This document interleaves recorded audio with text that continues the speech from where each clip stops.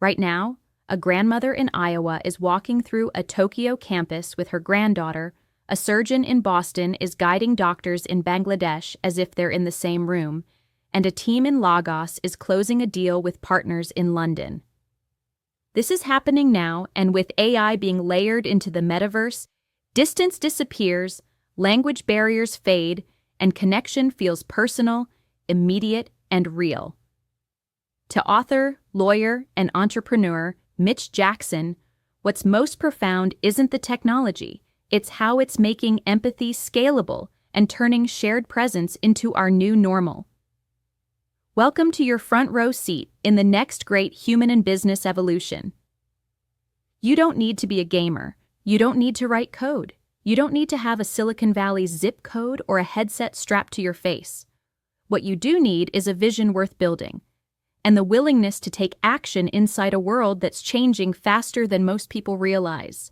That's where Mitch's free book comes in. The metaverse isn't a single place. It's not one company's platform, and it's definitely not a passing trend. It's a convergence of tools and technologies such as AI, AR, VR, spatial computing that are reshaping how we connect, collaborate, buy, sell, educate, and grow. Now, with AI being added to the mix, the metaverse is starting to change everything. We're talking about digital spaces you can walk through, environments you can build, brand, and monetize. Virtual storefronts where real customers shop, offices where your team logs in, whiteboards in hand, workshops where creators, coaches, lawyers, educators, people like you, teach, serve, and earn. Throughout this book, Mitch refers to this entire ecosystem as the metaverse, but more than the name, what matters is what you do with it. Mitch has spent the last 3 decades building a legal career helping people solve big problems and protect what matters most. Most of those years involved technology.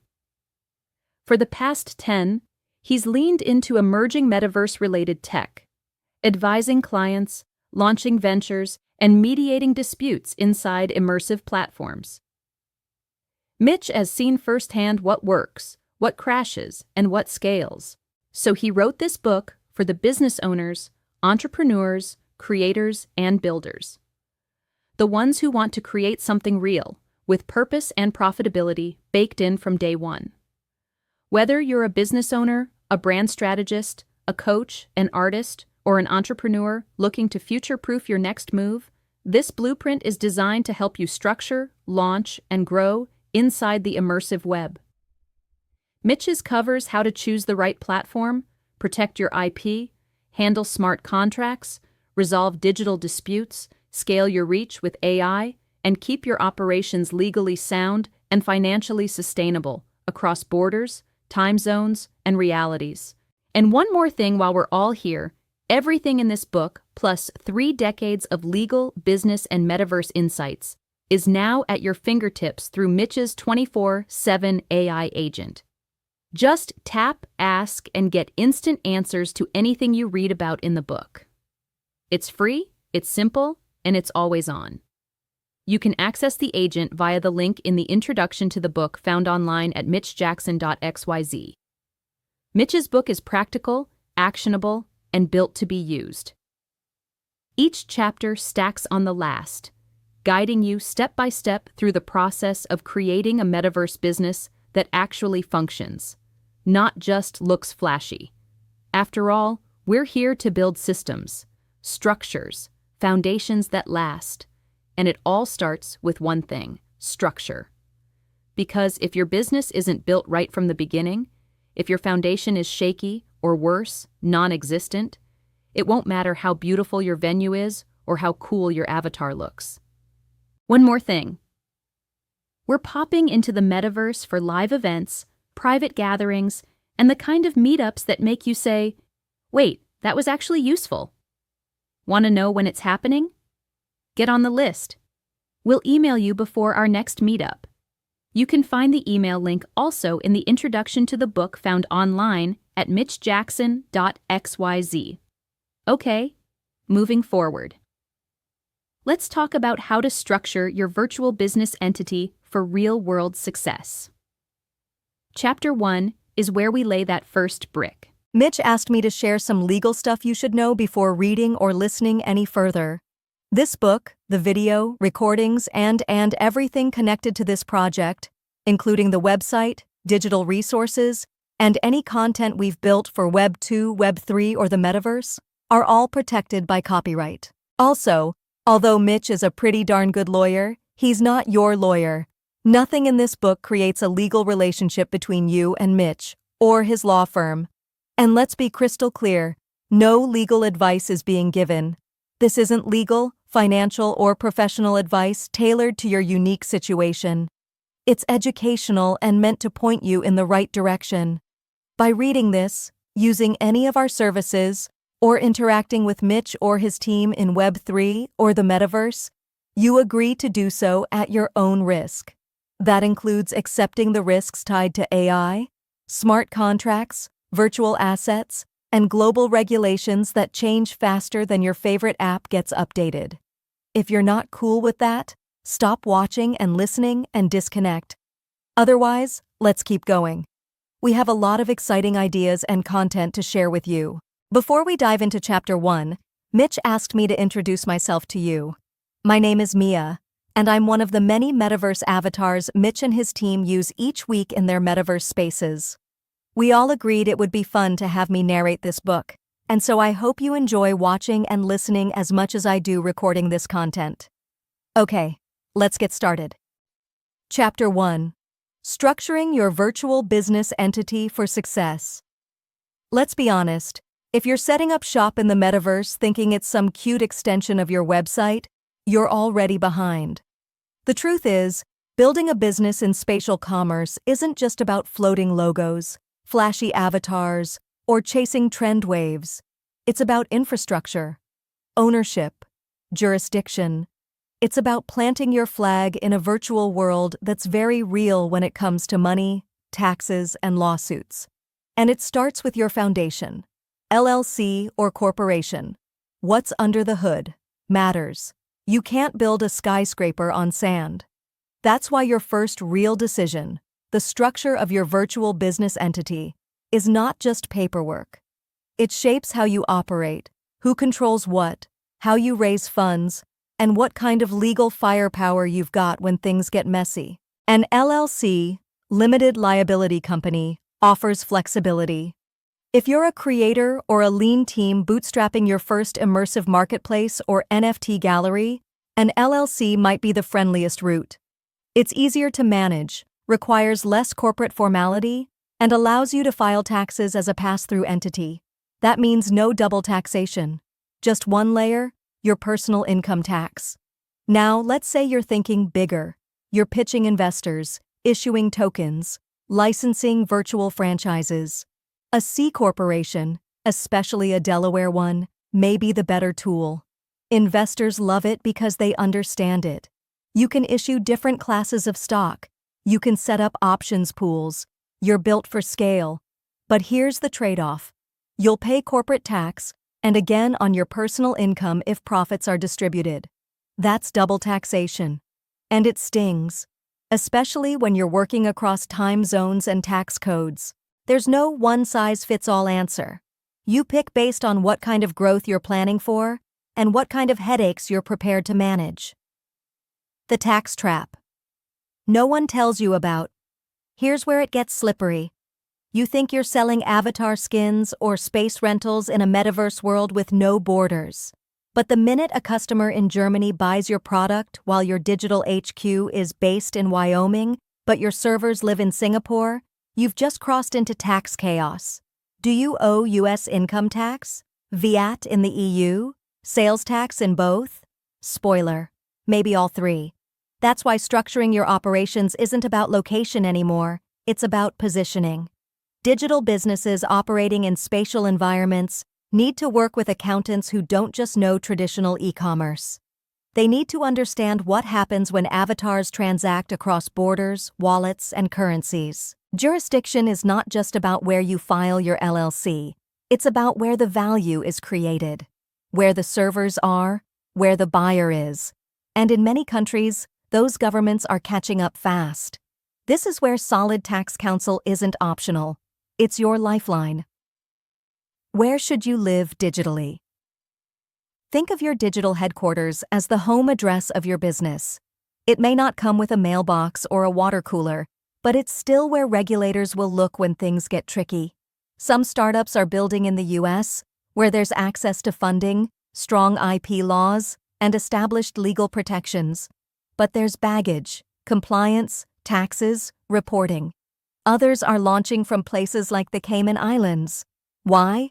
Because there's no corporate tax, and it's easier to issue tokens or set up decentralized ownership structures. Then you've got Estonia, a tiny country doing big things. Their e-residency program lets you set up and run a business 100% online. They've built a digital infrastructure designed for borderless businesses. Each jurisdiction has perks and trade-offs. Going offshore might simplify taxes, but complicate banking and investor trust. Staying onshore might keep regulators happy, but limit how flexible you can be with global contributors or DAO-style systems. So, where should you incorporate? Ask yourself, who are my customers? Who are my investors? Where are my contributors? And most importantly, what do I want this business to look like in 5 years? Because once you're established, moving jurisdictions is like trying to transplant a 100-foot tree. Painful, expensive, and it might not survive. Ownership in a decentralized autonomous organization.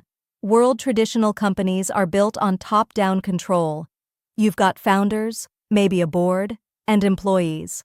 But the metaverse is messing with that model. You can do business as an individual or traditional corporate entity. You can also set things up as a decentralized autonomous organizations. These entities are rewriting what ownership and operations means. In a decentralized autonomous organization, voting power is often tied to tokens. No central CEO, no rigid corporate ladder, just community-led governance with smart contracts calling the shots. It sounds like freedom, but it's also chaos if you're not careful. There's no legal standard yet for decentralized autonomous organizations in most countries. So even if your smart contract says the community votes on everything, some regulator might still say you, the founder, are responsible when things go sideways. That's why some projects are using a hybrid approach. They incorporate as LLCs or foundations, then operate under decentralized autonomous organization-like governance internally. It's not pure decentralization, but it gives you legal cover. And here's a reality check. Decentralized autonomous organizations are sexy in theory, but painful in practice if you don't have clear rules, dispute processes, and contributor agreements. Want your community to vote on every decision? Be prepared for gridlock. This isn't a free-for-all, it's a recalibration. Between freedom and function, between democratization and getting stuff done, who owns what, and why that matters. In the metaverse, equity isn't just stock anymore. It's tokens, it's NFTs, it's smart contracts that control access, perks, or voting rights. And every piece of that equity needs to be clearly defined, on paper and on-chain. If you're raising capital through token sales, you better know whether that token is a security. Because the SEC isn't playing around. Sloppy structuring now could turn into subpoenas later. If you're granting equity to contributors, coders, or creators, you need vesting schedules, IP clauses, and exit terms. Just because you're working with someone in Decentraland doesn't mean you skip the contract. You just sign it in PDF and maybe notarize it on the blockchain. Every pixel you create, every code commit, every avatar interaction, you need to know who owns it, who controls it, and what happens when someone wants out. Because in this space, breakups are messy. And unlike in the physical world, everything is recorded. Forever. The bottom line. Before you build anything with glowing neon signs and interactive storefronts, you need to build this. The legal bedrock. The business bones. This chapter is about getting you to think in a new way. It's about readiness.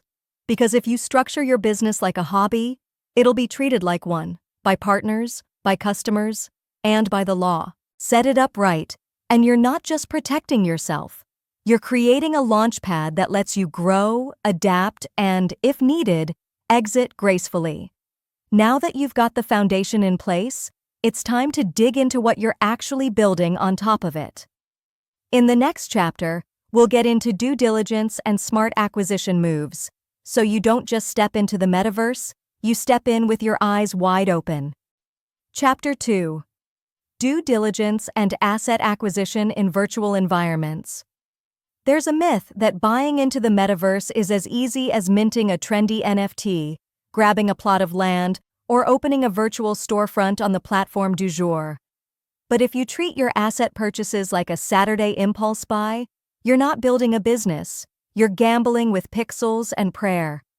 This chapter is about cutting through the noise and making smart, grounded decisions before you commit a single dollar or crypto token to anything virtual. Because here's the truth, not all platforms are trustworthy. And for those who embrace or are built on Web3 technology, not all blockchains and NFTs are what they claim to be. And behind some smiling avatars are bad actors waiting for you to let your guard down. Start with the source. Vet the platform, like it's a business partner. Before you buy a single piece of digital real estate or license a gamified showroom, you need to vet the platform. Not just whether it looks pretty, not whether it has a shiny pitch deck or a celebrity endorsement. Ask the real questions. Who owns the platform? Where is it based? What kind of legal protections exist if something goes wrong? What happens if the platform shuts down or gets acquired and changes its terms? The metaverse isn't one place. It's a collection of many, some centralized and corporate, others decentralized and community-run. Each has different rules, risks, and lifespans.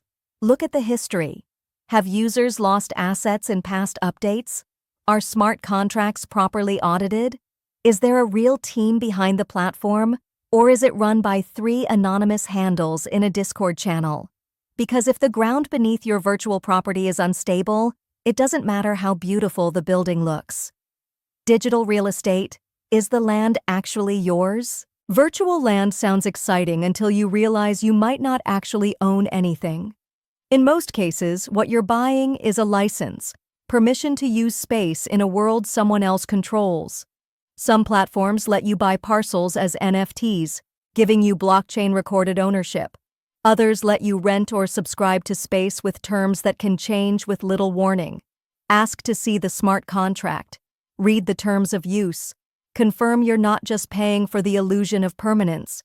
You want to know what rights come with your purchase. Can you resell the asset? Can you build on it? Can the platform remove your access? Is the land locked to one platform, or can it be ported to others? This is where legal meets technical.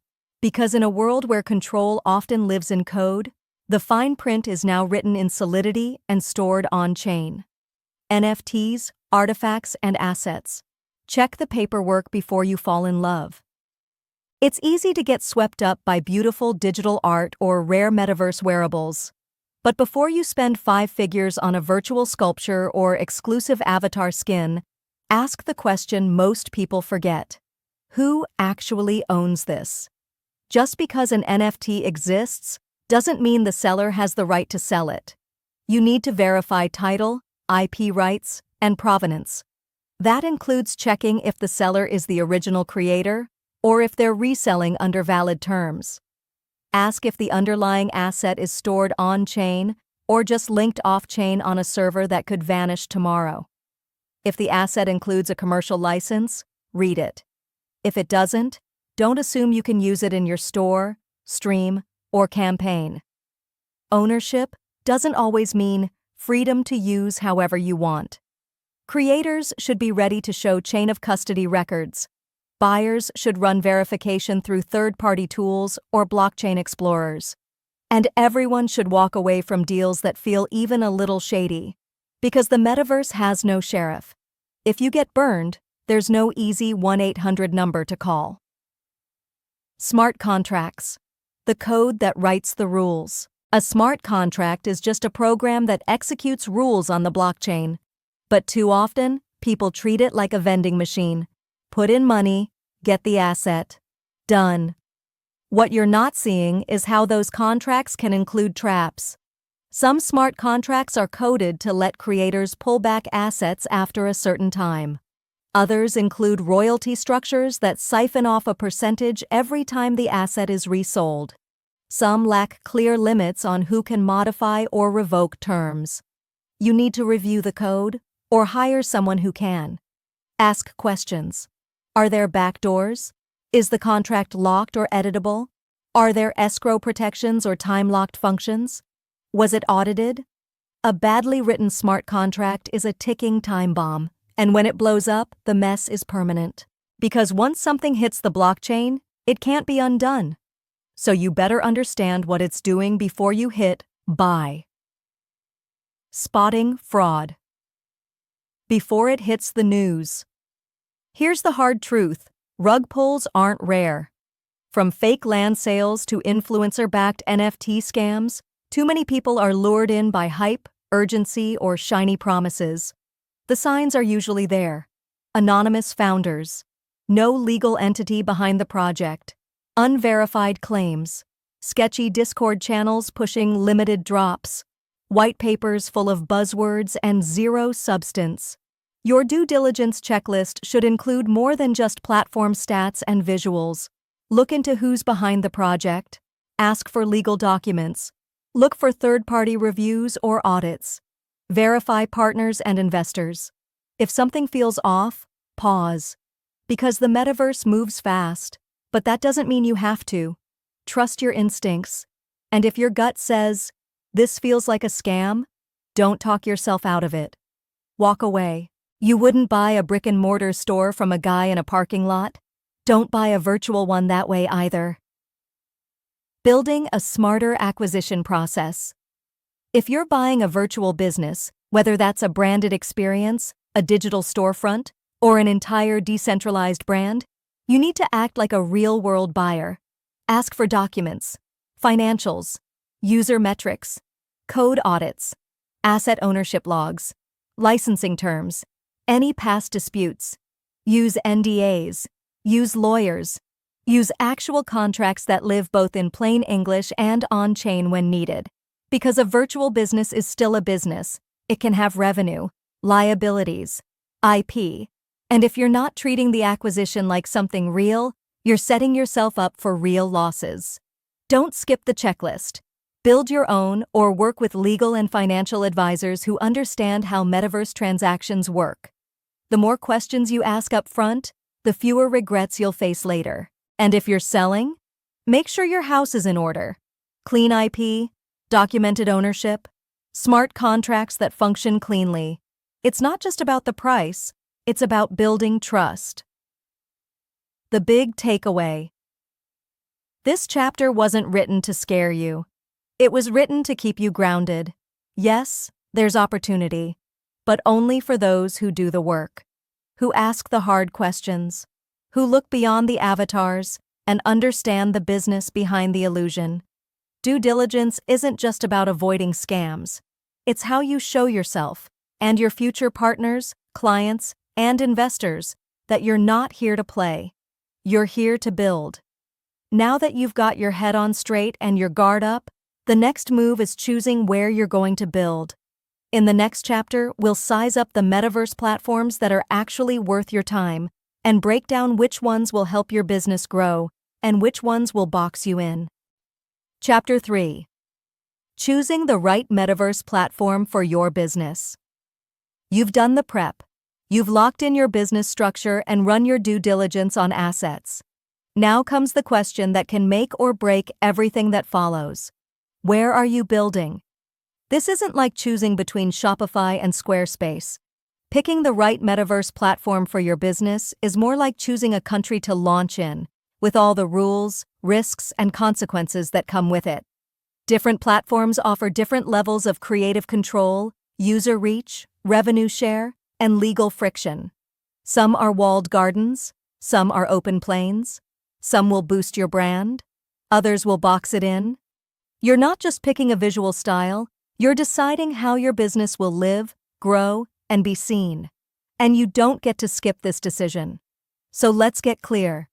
The platform you pick becomes your operating system. Start by understanding the basics. Every metaverse platform comes with its own ecosystem, technology stack, user base, rules of engagement, and economic model. Spatial and Engage XR are more business-focused, offering polished environments for events, education, or collaboration. Great if your brand is professional or experiential. Mitch, his team, and their clients all enjoy using both because they offer beautiful and professional environments and easy-to-use turnkey options. Want to take a quick look at one of our venues? No worries, jump into our law firm corporate offices hosted on Spatial. You can find the link in this chapter of the book at mitchjackson.xyz or below in the show notes. Meta's Horizon Worlds offers a more social, avatar-based experience, tied tightly to the company's hardware and data policies. It's a recognizable name, but it's also heavily moderated, with limited creator freedom and little transparency. Decentraland, The Sandbox, and Roblox are three prominent metaverse platforms, each offering distinct virtual experiences.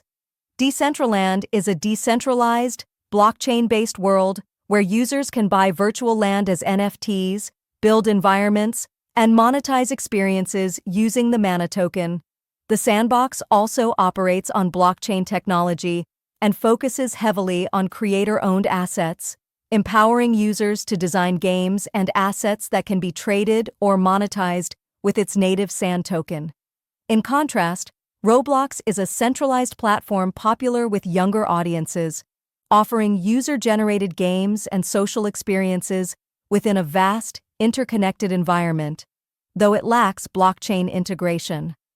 All of the platforms mentioned in this chapter illustrate the spectrum of metaverse possibilities, from open, decentralized economies to highly curated mainstream digital worlds. Options like immersive tech studios such as Scalable offer full turnkey and design services, making it easier than ever for brands to build custom metaverse experiences without needing in-house developers or 3D artists.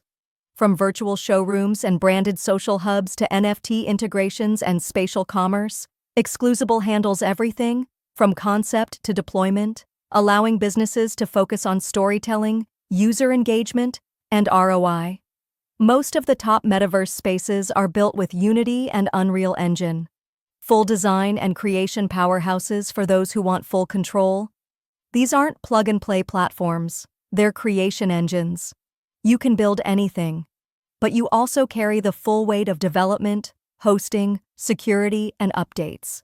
You're not just a brand, you're a builder, a landlord, and a maintenance crew. Every platform comes with a trade-off: reach versus control. If you want plug-and-play ease, you'll likely pay a premium and live under restrictions. If you want ownership and flexibility, be ready to build your own infrastructure or hire someone who can. Centralized or decentralized? It's more than a buzzword. Some creators are drawn to decentralized metaverse platforms like Decentraland or The Sandbox. These platforms give you a slice of digital real estate that you can own on-chain. You can sell, rent, modify, or even transfer it, just like property in the real world. It feels liberating. And it can be, if you're ready for the responsibility. Decentralized platforms give you more freedom, but they demand more from you in return. You're responsible for your smart contracts, your compliance, your customer support. There's no central authority to fix your mistakes or handle refunds. And sometimes, decentralized means the platform founders still hold key decision-making power behind the scenes. So don't confuse blockchain-based with bulletproof fairness. Ask who controls the keys, who governs the rules, who decides when updates happen, and whether your assets get affected. There's no right or wrong choice here. There's only what works for the way you want to build. Security isn't a bonus, it's a deal breaker. When you build on a metaverse platform, you're not just uploading content, you're linking wallets, transacting assets, logging user behavior, running events, and if the platform doesn't take security seriously, your entire business is exposed. Look at past data breaches. Look at uptime guarantees. Look at wallet integrations and encryption practices. Do they let users toggle two-factor authentication? Do they have a real team handling vulnerability disclosures? Don't get lured in by graphics and marketing. Ask about audits. Ask about data jurisdiction. Ask how they handle identity theft or asset fraud. Your brand's trust depends on your platform's backbone. If they fail, you take the hit, even if it wasn't your fault. Interoperability. Can you leave if you want to? Let's say your business takes off. You want to expand, host in-person events that link to your Metaverse storefront. You want to move from one platform to another, or even build a cross-platform experience. Can you? Some platforms will let you port assets, experiences, and users. Others will trap you. Their file types are proprietary. Their user data is locked. Their APIs are limited or non-existent. You don't want to be the brand stuck inside a walled garden with no door out. Ask if your assets can be exported. Ask if user data is portable. Ask what happens if the platform shuts down or pivots. You need flexibility, not a digital prison. Because the worst thing that can happen to your virtual business isn't slow growth. It's being stuck in a place that no longer serves your goals, and not being able to leave. Monetization isn't just a button, it's a relationship. Every platform makes money off your success. The question is how and how much. Some platforms take steep revenue cuts, especially if they provide visibility and hosting. Others let you keep more but expect you to do all the work: marketing, support, moderation. Before committing, look at the fine print. What percentage do they take? Do they charge for updates or asset uploads? Are there hidden costs tied to user volume, traffic, or features? And ask yourself, are you being paid in real currency or some internal token with no clear value? If a platform requires you to monetize through its token economy, study it carefully. Who controls the token? How stable is its price? Are there withdrawal fees or lock-in periods? A bad monetization deal will starve your business, no matter how great your product is. A fair one will let you reinvest, scale, and breathe. Platform-specific rules can make or break your strategy. Every platform comes with quirks. Some limit file sizes or formats. Some ban specific content categories. Some require pre-approval for features. Others restrict how you engage users, what you can say, sell, or show. These rules matter. Imagine designing a beautiful interactive showroom only to find the platform caps performance at 10 users per room. Or creating an immersive campaign that gets flagged for violating their promotion policies. Know the boundaries before you build. Talk to other creators. Test a basic version before scaling. This is your digital storefront. You deserve to know the fine print before hanging your sign. In plain terms, choosing your Metaverse platform isn't a technical chore, it's a leadership decision. It sets the tone for your brand, your user experience, your revenue stream, and your legal exposure. You don't need the flashiest option. You need the one that matches your values, your audience, and your ambition. The one that grows with you, not the one that traps you. Pick with intention. Don't just follow hype. And once you've found your digital home, it's time to make it feel like one. In the next chapter, we'll talk about designing immersive, brand-safe 3D environments that actually work. For users, for business, and for the kind of impact you're trying to create. Let's build something that lasts. Chapter 4. Branding your virtual venue and experience. Here's the truth. If you think branding in the metaverse is just a new logo slapped on a floating 3D cube, you're missing the whole point. Branding in spatial commerce isn't flat. It's alive. It walks, talks, breathes, and pulls people in, or pushes them out. It's not what you say your brand is. It's what people feel the moment they step into your virtual space. That moment of presence, the second someone drops into your world, is your first impression. And in the metaverse, that impression isn't a homepage or a tagline. It's the venue itself, the sound, the lighting, the way they move through it, how they feel while they're there, what they remember after they leave. This chapter is about building spaces that matter and protecting the identity you're creating so no one else can claim it. Don't build a room, build a feeling. It's easy to get caught up in texture packs, polygon counts, and interactive features. But before you hit render, ask yourself this: what do I want people to feel in this space? Calm, excitement, trust, mystery, joy? The most successful 3D venues are less about showing off and more about showing up, delivering on a promise your brand makes in every other touchpoint. If your brand is playful, your space better invite curiosity. If you're high-end, your venue should whisper exclusivity with every corner. This is the opposite of a cookie-cutter template. You are not designing a Zoom background. You're shaping an experience people remember and talk about. Every decision matters: where the light hits the floor, the speed of the door opening, the height of a ceiling, whether there's music, and what kind. In the metaverse, architecture is emotional storytelling, and that story sticks. Think like a director, not just a designer. Imagine your venue is a film set. Where's the camera? Where do people enter? What do they see first? Where are they led next? This isn't about building something beautiful and hoping for the best. It's about directing an experience, wayfinding. The art of helping users intuitively move through your world is more than signage. It's flow, movement, the difference between a venue people wander through and one they feel guided by. Even color plays a role. Warm tones draw people in. Cool tones signal professionalism or distance. High contrast attracts attention, while soft gradients calm the mind. And just like in film, silence matters too. Don't cram every corner with noise. Let people breathe. Give them pause. The best spaces know when to pull back, not just push forward. This kind of intentional design isn't extra, it's the job. Protect the look and feel before someone else copies it. You worked hard to craft an experience that feels uniquely yours. So why risk someone copying it and confusing your audience? That's where trade dress comes in. In plain terms, trade dress is the visual appearance of your brand space that tells people, this is us.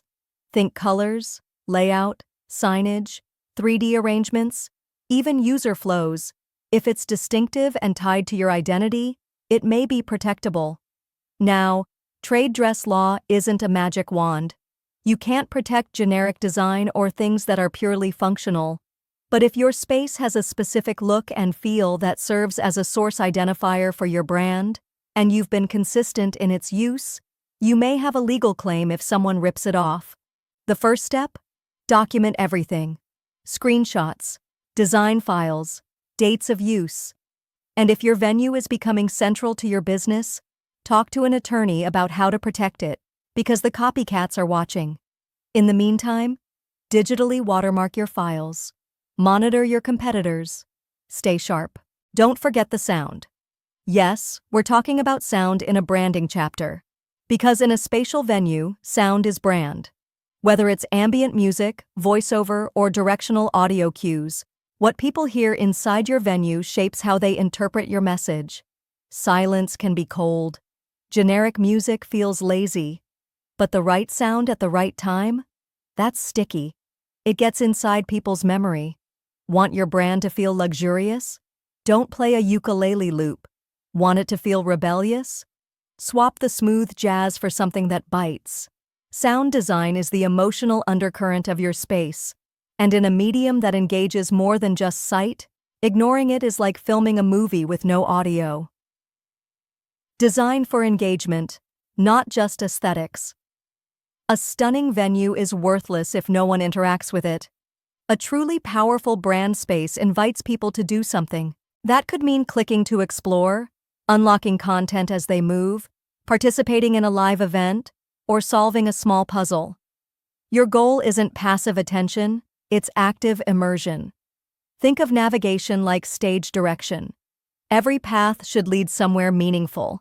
Dead zones, glitchy walls, or confusing UX? They're the virtual equivalent of a locked front door with a closed sign taped to it. Make sure your layout works across devices, not just desktop VR. Many users will enter via mobile or browser. If they can't move easily, you've lost them before they even start. Test your venue with people who've never seen it before. Watch where they struggle. Adjust. Iterate. Great branding isn't built once, it's tuned over time.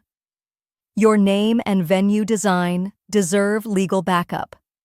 If you've created a unique venue with a memorable name or original architectural layout, you don't just have a brand, you own one.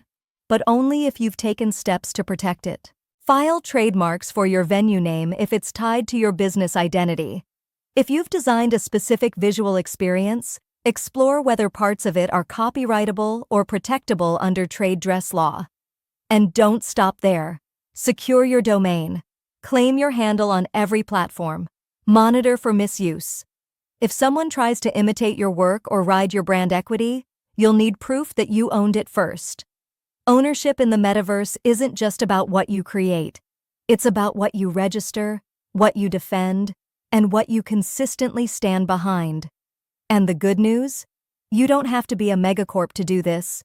Even small businesses can and should lock down their virtual identity. Because in this space, speed is nice, but protection is power. Let's bring it home. If your venue feels like a brochure, you've already lost.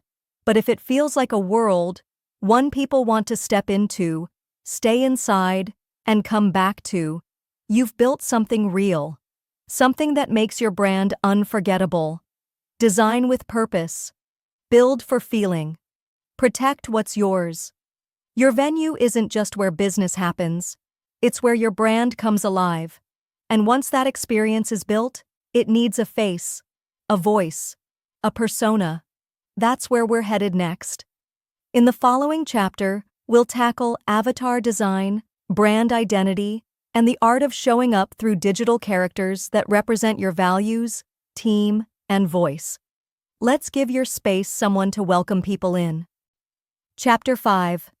Avatar Design, Identity, and Brand Representation. In the metaverse, your avatar isn't just a costume, it's your handshake, your smile, your customer service rep, brand ambassador, and community voice all wrapped into one visual identity. So why are so many businesses still showing up looking like a blank slate or a cartoon gimmick? The way your avatar looks, moves, dresses, and interacts is the front line of how people perceive your business. This isn't just about design. It's about presence, trust, and credibility in a space where body language is made of pixels, and personality is conveyed through voice modulation and digital wardrobe choices. Whether you're a solo creator running a niche gallery or a Fortune 100 brand, building a retail empire across virtual platforms, your avatar strategy speaks louder than your logo. So make sure it says what you mean. Your avatar is your first impression. Treat it like one. The moment your avatar walks into a space, you're being judged. Not in a harsh, critical way, but in a human way. People scan, decode, and interpret who you are in a flash. Are you confident or passive, approachable or rigid, current or outdated? Your avatar is how you say, "This is what we stand for," without opening your mouth. A stiff, low-effort avatar sends the wrong message. It tells your audience you didn't care enough to show up well. And in a space where attention is a currency, that lack of effort will cost you. Custom avatars allow you to fully control that message. From hairstyle to accessories to movement style, every choice either supports or undercuts your brand. Mitch personally used different avatars for different settings. When he's wearing his lawyer hat in a business meeting or consultation, he usually shows up in a sharp suit. But if Mitch is meeting friends to talk about a new startup or catching a game on the big screen, yes, you can do that in the metaverse, you might see him in jeans, shorts, and a t-shirt. He has 5 to 7 different avatars, each one tailored to the occasion. All it takes is a quick tap or click to change his appearance. If your team represents a high-end fashion brand, that should reflect in your avatar's wardrobe, posture, and the subtle confidence of its gestures. If you're running a quirky art community, your avatar should embody that energy, bold colors, expressive features, and playfulness baked into every animation. Don't default to platform presets unless you're prepared to look exactly like everyone else. That's not branding. That's blending in. Uniforms, voice, and visual consistency. If your business has employees or team members working in virtual space, you need a style guide, not just for your website or signage, but for your avatars. Think of it like a dress code, but smarter. Create consistent branding for uniforms. Decide how your customer-facing avatars sound. Will they use natural voice, voice modulation, or AI-generated speech? Set standards for posture, avatar gestures, and tone of communication. This matters just as much as your physical office policies. Maybe more. Because in the metaverse, your sales team doesn't just show up in a branded polo. They move through a fully immersive environment where everything from their wave to their facial expression is part of the brand experience. And this isn't about control for control's sake, it's about trust. Consistency builds comfort. Comfort builds loyalty. Whether a customer meets your team in Spatial, Meta, or Engage VR, your brand needs to feel like the same trusted presence every time. Uniforms and identity design anchor that experience. Name rights and legal protections. The business behind the avatar. Once your avatar starts acting as the face of your business, the legal conversation begins. If your avatar represents your brand, whether through live streams, product demos, or hosting virtual events, you need to think of it as intellectual property, and you need to protect it accordingly. This includes filing for copyright protection of its visual design, where applicable, registering trademarks for the avatar's name or pseudonym, and locking down your branding across platforms so no one else can impersonate you. You should also be crystal clear on who owns the avatar if it's created by a designer or development team. Get it in writing. If you're using outside help to create your avatars or animations, your contract should include IP transfer clauses that make ownership non-negotiable. This becomes even more important as avatars start to carry influence. We've already seen virtual influencers amass millions of followers and brand deals. If your avatar becomes a valuable business asset, the last thing you want is a messy fight over rights. So be proactive. Treat your avatar like any other business property, because that's exactly what it is. Social touchpoints and emotional signals avatars aren't just visual, they're emotional. They speak when you don't. They gesture when you're silent. They offer empathy, humor, authority, sometimes all in one conversation. And that makes them powerful connection points. In spatial commerce, where sales and support can happen through real-time avatar interaction, you have to ask, how is your avatar showing up? Is it warm and engaging, or cold and scripted? Is it too robotic, or too informal? Is the facial animation uncanny or comforting? Every smile, nod, and pause becomes part of how people feel about your business. That's the difference between a customer saying, "That was cool," and "That felt like talking to a real person." The best brands in spatial environments aren't just using avatars to be present, they're using them to be human. That might mean training your team on avatar etiquette. It could mean building emotional scripts, or using AI-powered avatars with empathy modules designed to de-escalate or delight. In every case, your avatar is a walking billboard for what your brand feels like, so make sure it feels right. Protecting identity across platforms. Here's where things get tricky. The metaverse isn't one place. It's dozens of platforms, each with its own rules, avatar styles, and customization options. That means your avatar can look great in one world and totally off-brand in another. To build trust and stay recognizable, you need to plan for cross-platform consistency.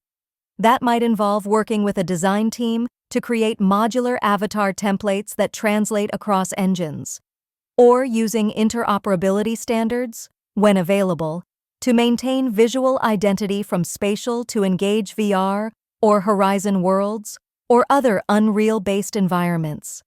It's not about being identical everywhere, it's about being unmistakably you. Think of it like brand typography or voice in the physical world. Your website, print ads, and social media don't look the same, but they all feel the same. They follow the same identity rules. That's your goal with avatars.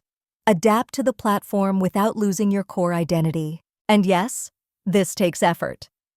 But it's the kind of effort that builds real brand equity, because people start to recognize your team across every touchpoint, and that recognition turns into trust.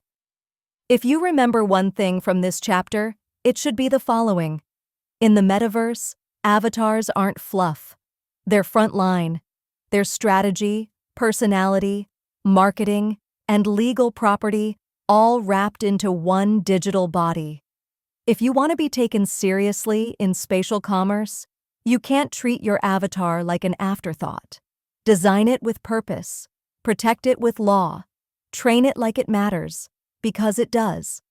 And once your avatar is standing tall, it's time to start thinking about what happens behind the scenes, the contracts that power your business, the rules you need to write down, and the fine print that keeps things fair. That's where we're headed next. In the next chapter, we'll dive into contracts, terms of use, and smart agreements, because showing up is only part of the game. Knowing how to protect what happens when people show up? That's how you win. Chapter 6. Contracts, terms of use, and smart agreements. You wouldn't walk into a real-world business deal, shake hands, and say, "Let's just figure it out later." So why are so many business owners in the metaverse doing exactly that? Here's the truth most people avoid. If your metaverse business isn't grounded in clear contracts and enforceable agreements, you're building on digital quicksand. It doesn't matter how stunning your avatar is or how much foot traffic your virtual storefront gets. If you don't define the rules, someone else will, and it won't be in your favor. This chapter is about drawing your lines before someone crosses them.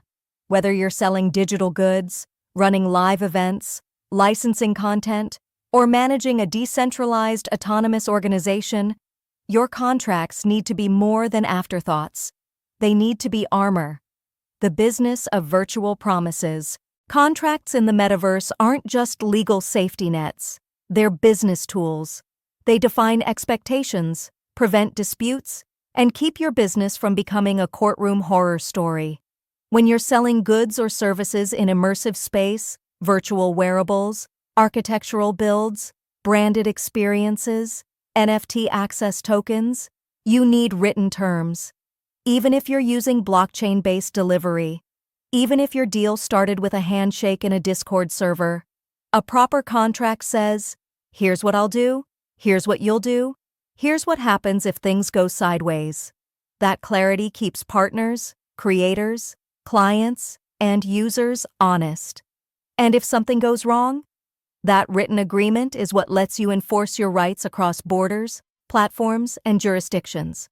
Verbal promises don't scale. PDFs do. Smart contracts do. Signed terms of use do. Smart contracts. Code that commits. A smart contract is a self-executing agreement written in code and stored on a blockchain. It does what it's programmed to do, automatically. No human intervention required, no middlemen, just conditions and consequences. Sounds simple. But here's where it gets complicated. Smart contracts are great for simple binary actions. If X happens, do Y. Perfect for minting NFTs, splitting royalties, distributing revenue, or granting access after purchase. They're terrible for complex human judgment.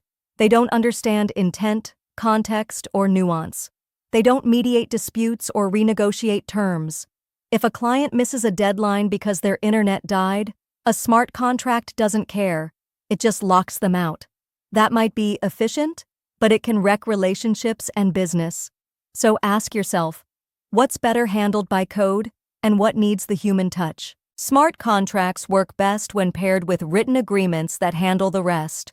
Warranties, refunds, limitations, intellectual property rights, and governing law. Think of smart contracts as the engine, not the GPS. You still need a legal map, click wraps, and terms of use. Read before entering. If users can access your metaverse space, download assets, or engage with your avatar-based services, they need to agree to terms, not just for your protection, but for theirs too. Click wrap agreements, those little I agree boxes users click before entering or transacting, are enforceable if drafted properly, and they can be your first line of defense against misuse, abuse, or legal mess.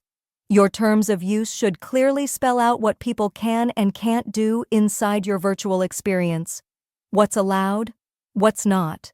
What happens if they cross the line? And yes, you need them even if your space is just for fun. Because once people start engaging, chatting, buying, interacting with AI agents or other users, the risk isn't theoretical anymore. Include disclaimers. Include behavioral guidelines. Include consequences for bad actors. And tie everything back to real-world legal jurisdictions so you're not chasing justice in the clouds. Click wraps are your digital front gate. Use them wisely. Venue clauses. Where the fight happens, disputes will happen. It's not a question of if, it's when. Someone won't deliver on time? A platform will go down during your launch? A client will ghost? A community member will claim ownership of shared work. When that happens, you'll want the fight to happen on your turf. That's why venue selection and governing law clauses matter. They decide which court or arbitration system gets to decide the case and under which country's laws. If you don't pick your jurisdiction in advance, you could end up battling a copyright claim in another country, in another language, under a legal system that doesn't protect you. So be clear, name the venue, choose the law, and make sure your contracts and click wraps back that up. This isn't about scaring people, it's about keeping things fair and giving your business the legal traction it needs to stand tall when challenged. Licensing terms. Who owns what and when? In the metaverse, ownership is blurry. Just because you minted an NFT doesn't mean you own the underlying artwork. Just because someone paid to access your 3D venue doesn't mean they can resell or reuse your content.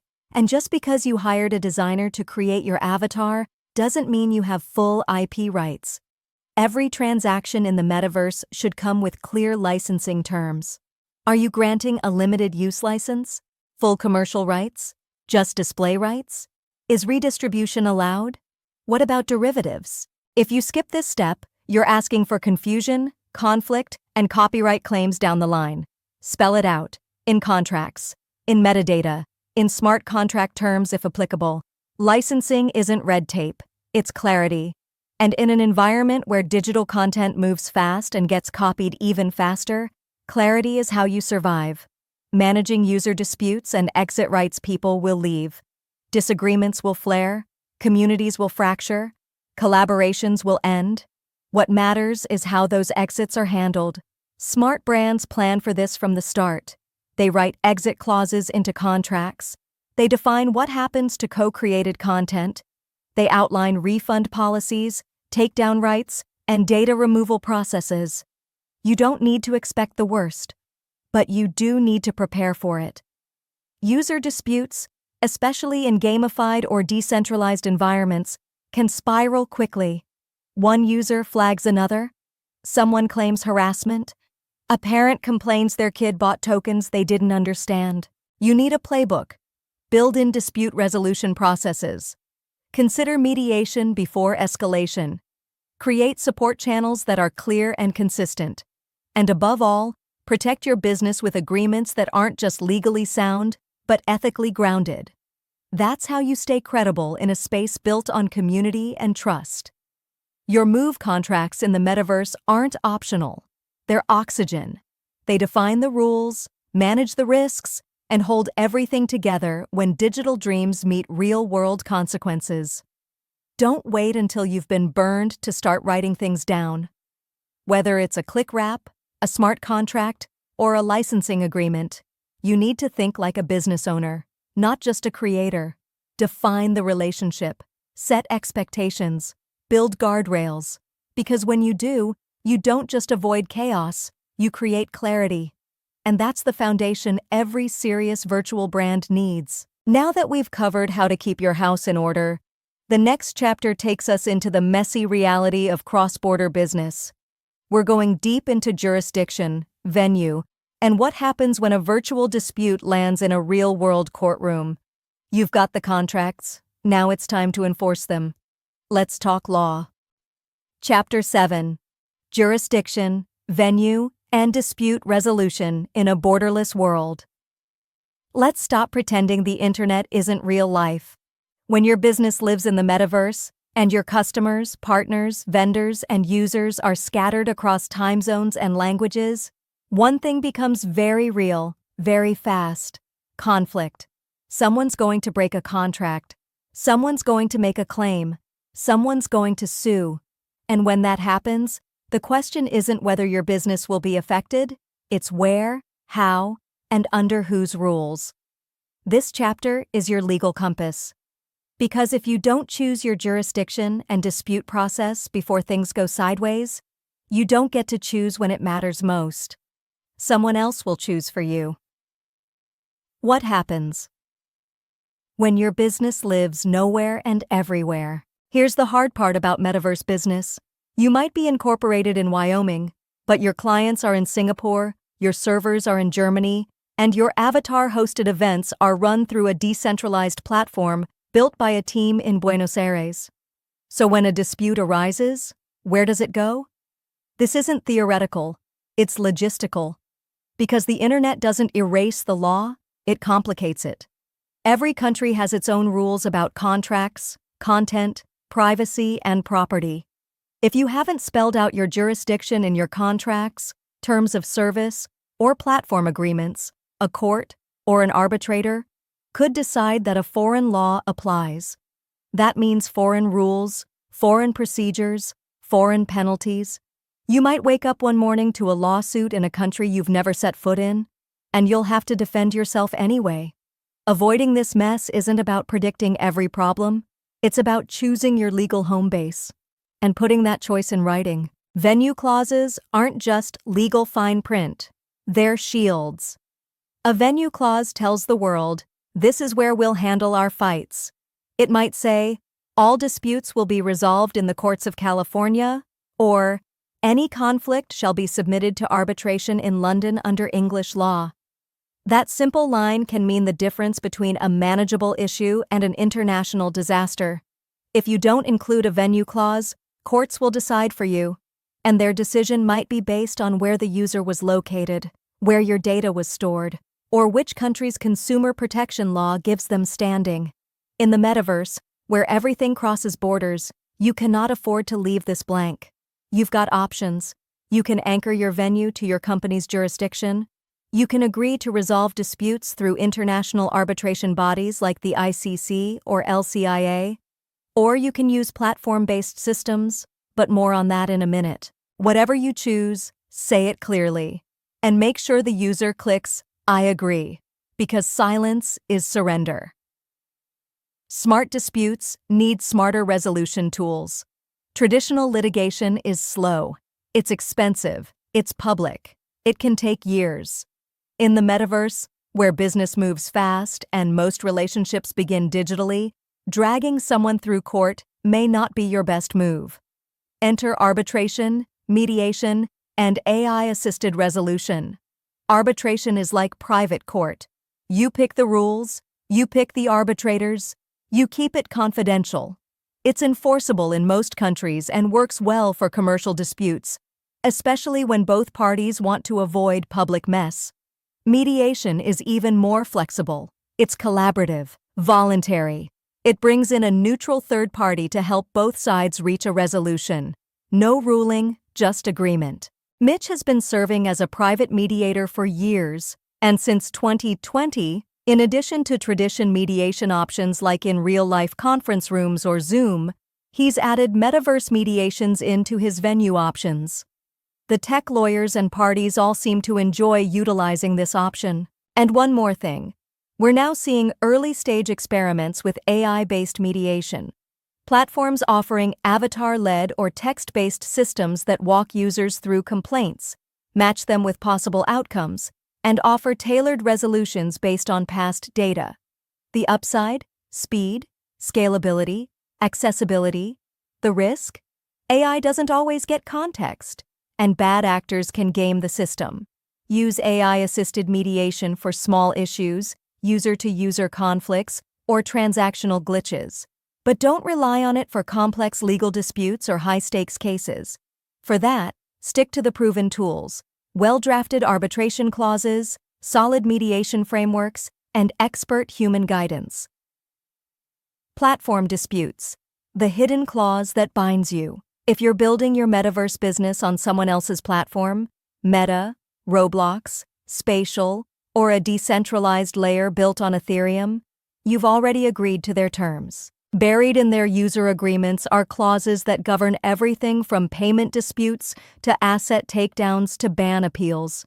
These clauses often favor the platform, not you, and in many cases, they say the final word is theirs alone. You don't get to change these terms, but you do need to understand them. Before hosting a major event, launching a token, or selling branded goods through a metaverse platform, read the fine print. Know what their dispute process looks like. Know where you're vulnerable. And if you're building your own platform, you better write your own dispute terms with precision. Fair, but firm. Flexible, but enforceable. Because once the users show up, it's too late to renegotiate the rules. Global law is not optional. Running a metaverse business means you're already international. That means you need to understand how international law frameworks affect you. The United Nations Convention on Contracts for the International Sale of Goods, CISG. The General Data Protection Regulation, GDPR. Cross-border copyright enforcement treaties. Digital asset taxation agreements. You don't have to memorize them, but you do need advisors who know how to apply them. Think of it this way: you're not just building a business. You're building a vessel that sails between digital harbors. Each port has its own rules. If you try to wing it, you'll get boarded. This is where having a well-drafted legal foundation saves you. Clear venue clauses, proper contract terms, dispute frameworks that align with your goals, not just your ideals. Action starts here. If the metaverse feels like the Wild West, then contracts are your boots, and venue clauses are your six-shooter. You're not just dealing with code and creativity. You're dealing with people, and people fight. Misunderstand. Back out. Go rogue. How you handle those moments defines your staying power. So pick your venue before someone else picks it for you. Choose your law before a foreign court surprises you. Build your dispute resolution plan before your inbox becomes a minefield. Because this is the difference between business and chaos, between building a brand and fighting for survival. Now that we've covered where and how to settle disputes, it's time to talk about what starts the financial engine in the first place: money.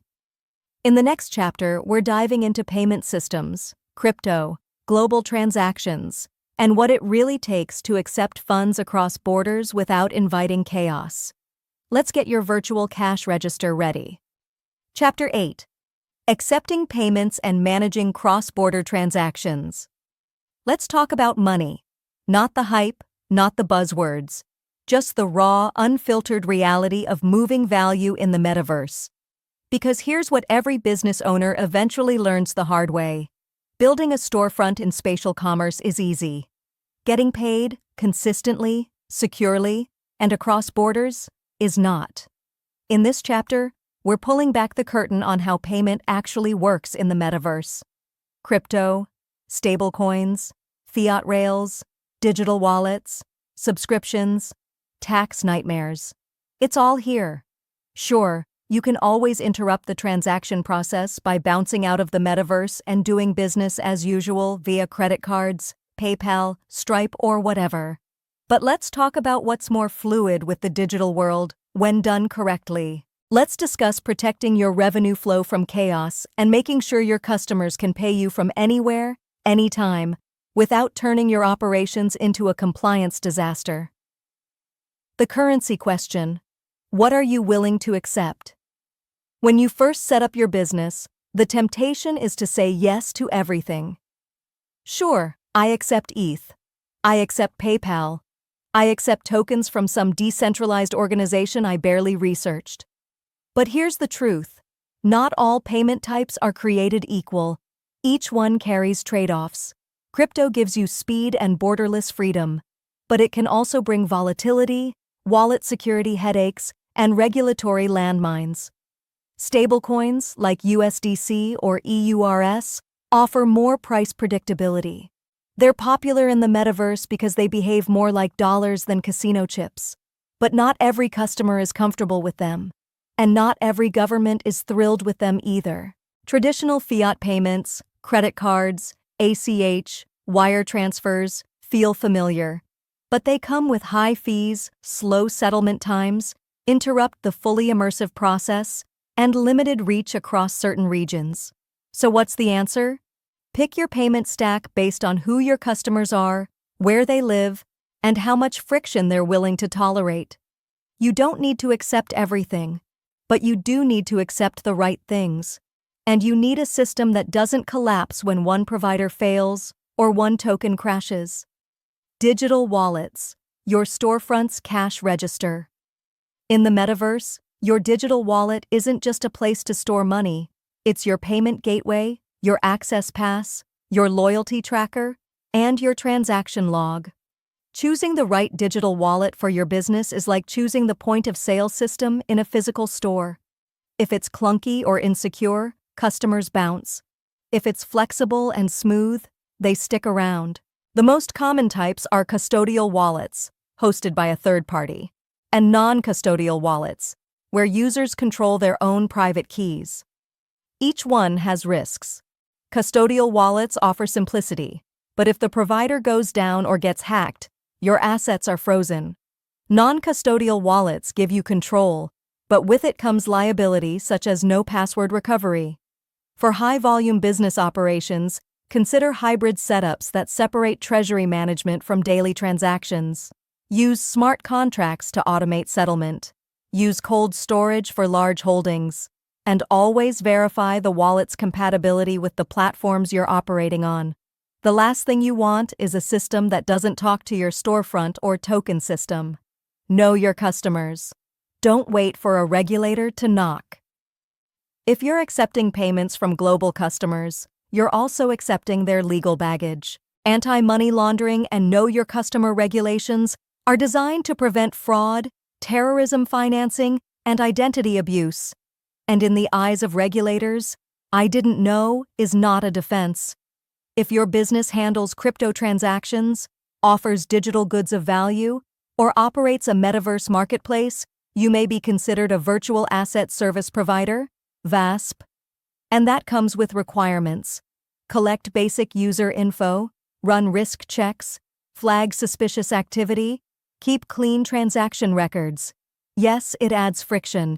Yes, it sounds like bureaucracy, but if you don't handle compliance now, you may be handling subpoenas later. Partner with providers who offer built-in KYC tools, or build a lightweight version into your sign-up or checkout flow. Either way, the goal is to know who you're dealing with and have a record of it. Privacy matters, but so does accountability. Subscriptions, microtransactions, and recurring revenue. Want stability in your metaverse business?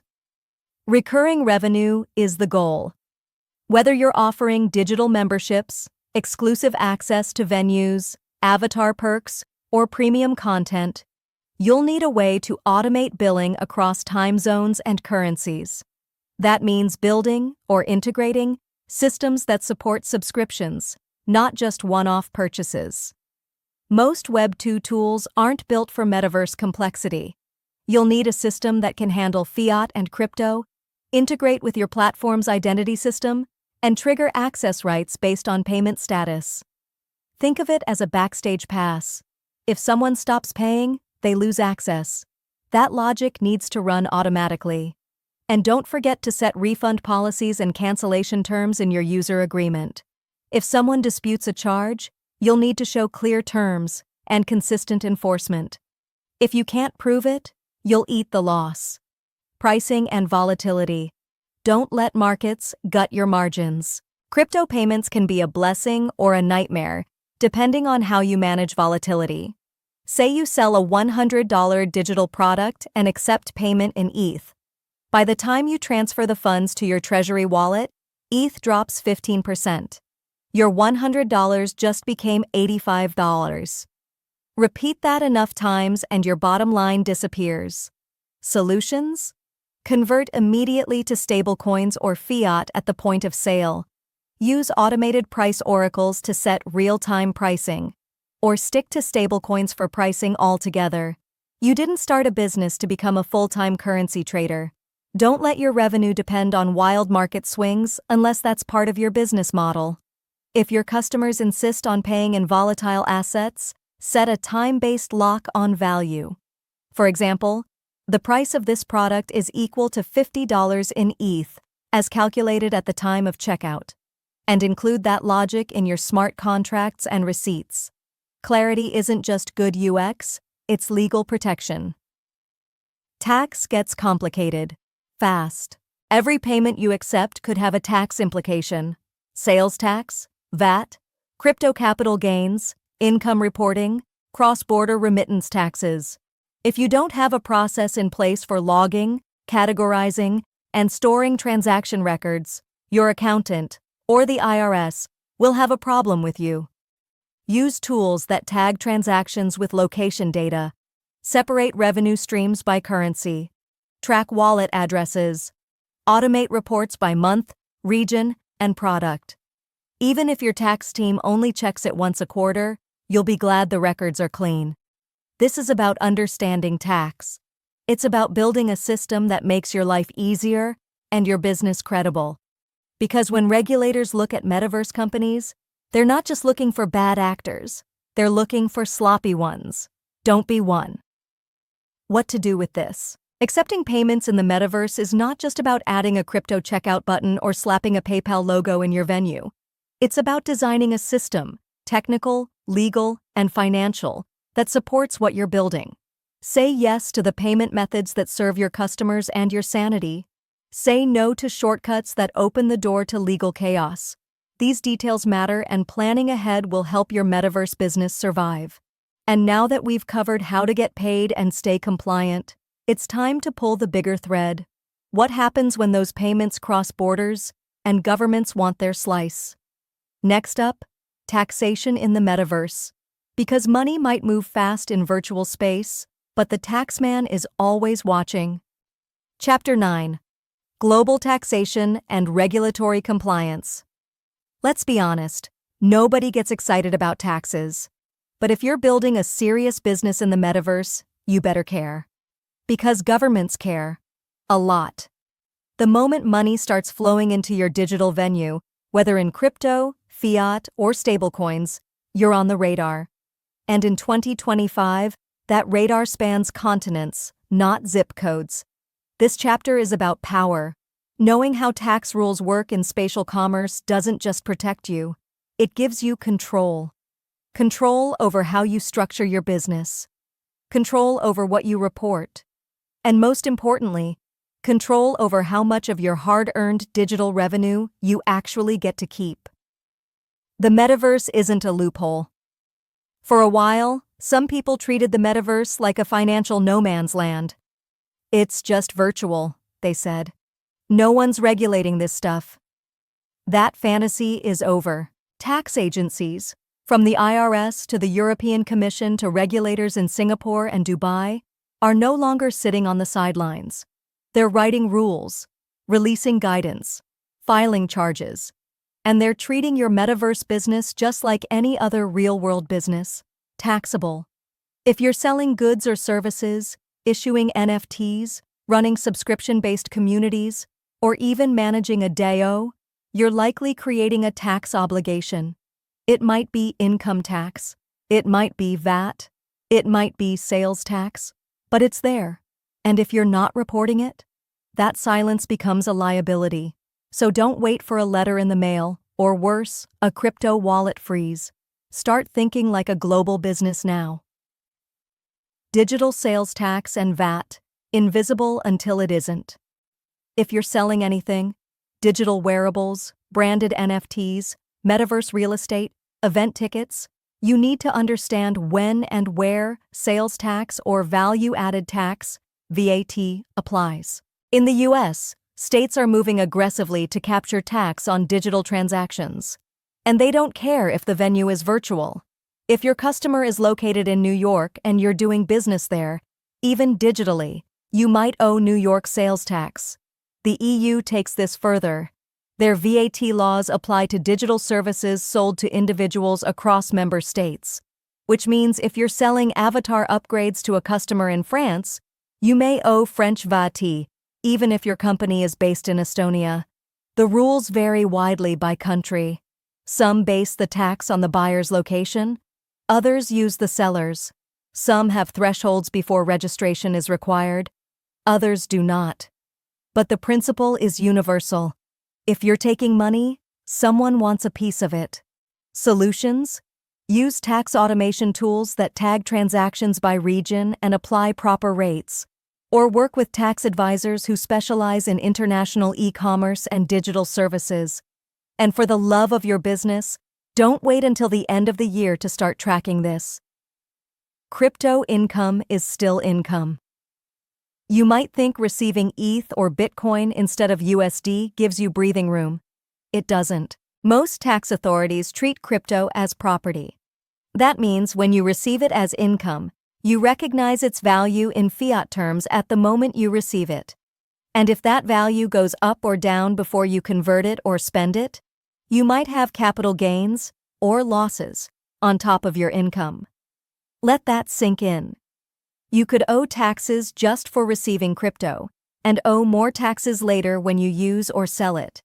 And yes, it gets more complex with things like token airdrops, staking rewards, or DAO-based income distributions. Each one has its own tax treatment, depending on how your jurisdiction views it. So if you're collecting revenue in crypto, you need airtight records. Time-stamped, tracked, logged in fiat equivalents. Don't guess. Don't fudge. Because if a tax agency audits you, your "I didn't know" won't hold up against a blockchain explorer. Cross-border income reporting and withholding. Here's where it gets even trickier. Say you run a business based in the US, but your clients are in Canada, India, and Germany. You receive payments from each of them through a Metaverse platform. Who reports the income? Who withholds taxes? Do you owe anything in those countries? Short answer: maybe. Many countries require non-resident businesses to report income generated from local customers. Some require tax to be withheld at the source. Others expect you to register and file even if you don't live there. There are treaties that can reduce or eliminate double taxation, but only if you file the proper paperwork. If you don't, you might get taxed twice, once in the buyer's country and again in yours. And if you're not careful, a regulator might classify your virtual presence as a permanent establishment, which could subject your business to corporate taxes abroad. So work with International Tax Council. Map your income flows. Figure out your filing obligations early, not when the penalties land in your inbox. This isn't just paperwork, it's protection. Platform-specific compliance isn't optional. If you operate on metaverse platforms like Meta, Roblox, Spatial, or Sandbox, you're bound by their financial compliance rules. That includes tax reporting, revenue thresholds, and sometimes even automatic withholding. Meta, for instance, may withhold income taxes based on your jurisdiction and designated status. Platforms with EU exposure may add VAT to your pricing and remit it on your behalf, but you're still responsible for accurate categorization.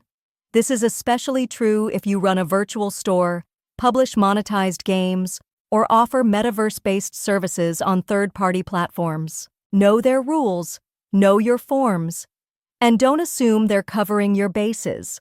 Most platforms cover their own liability first, not yours.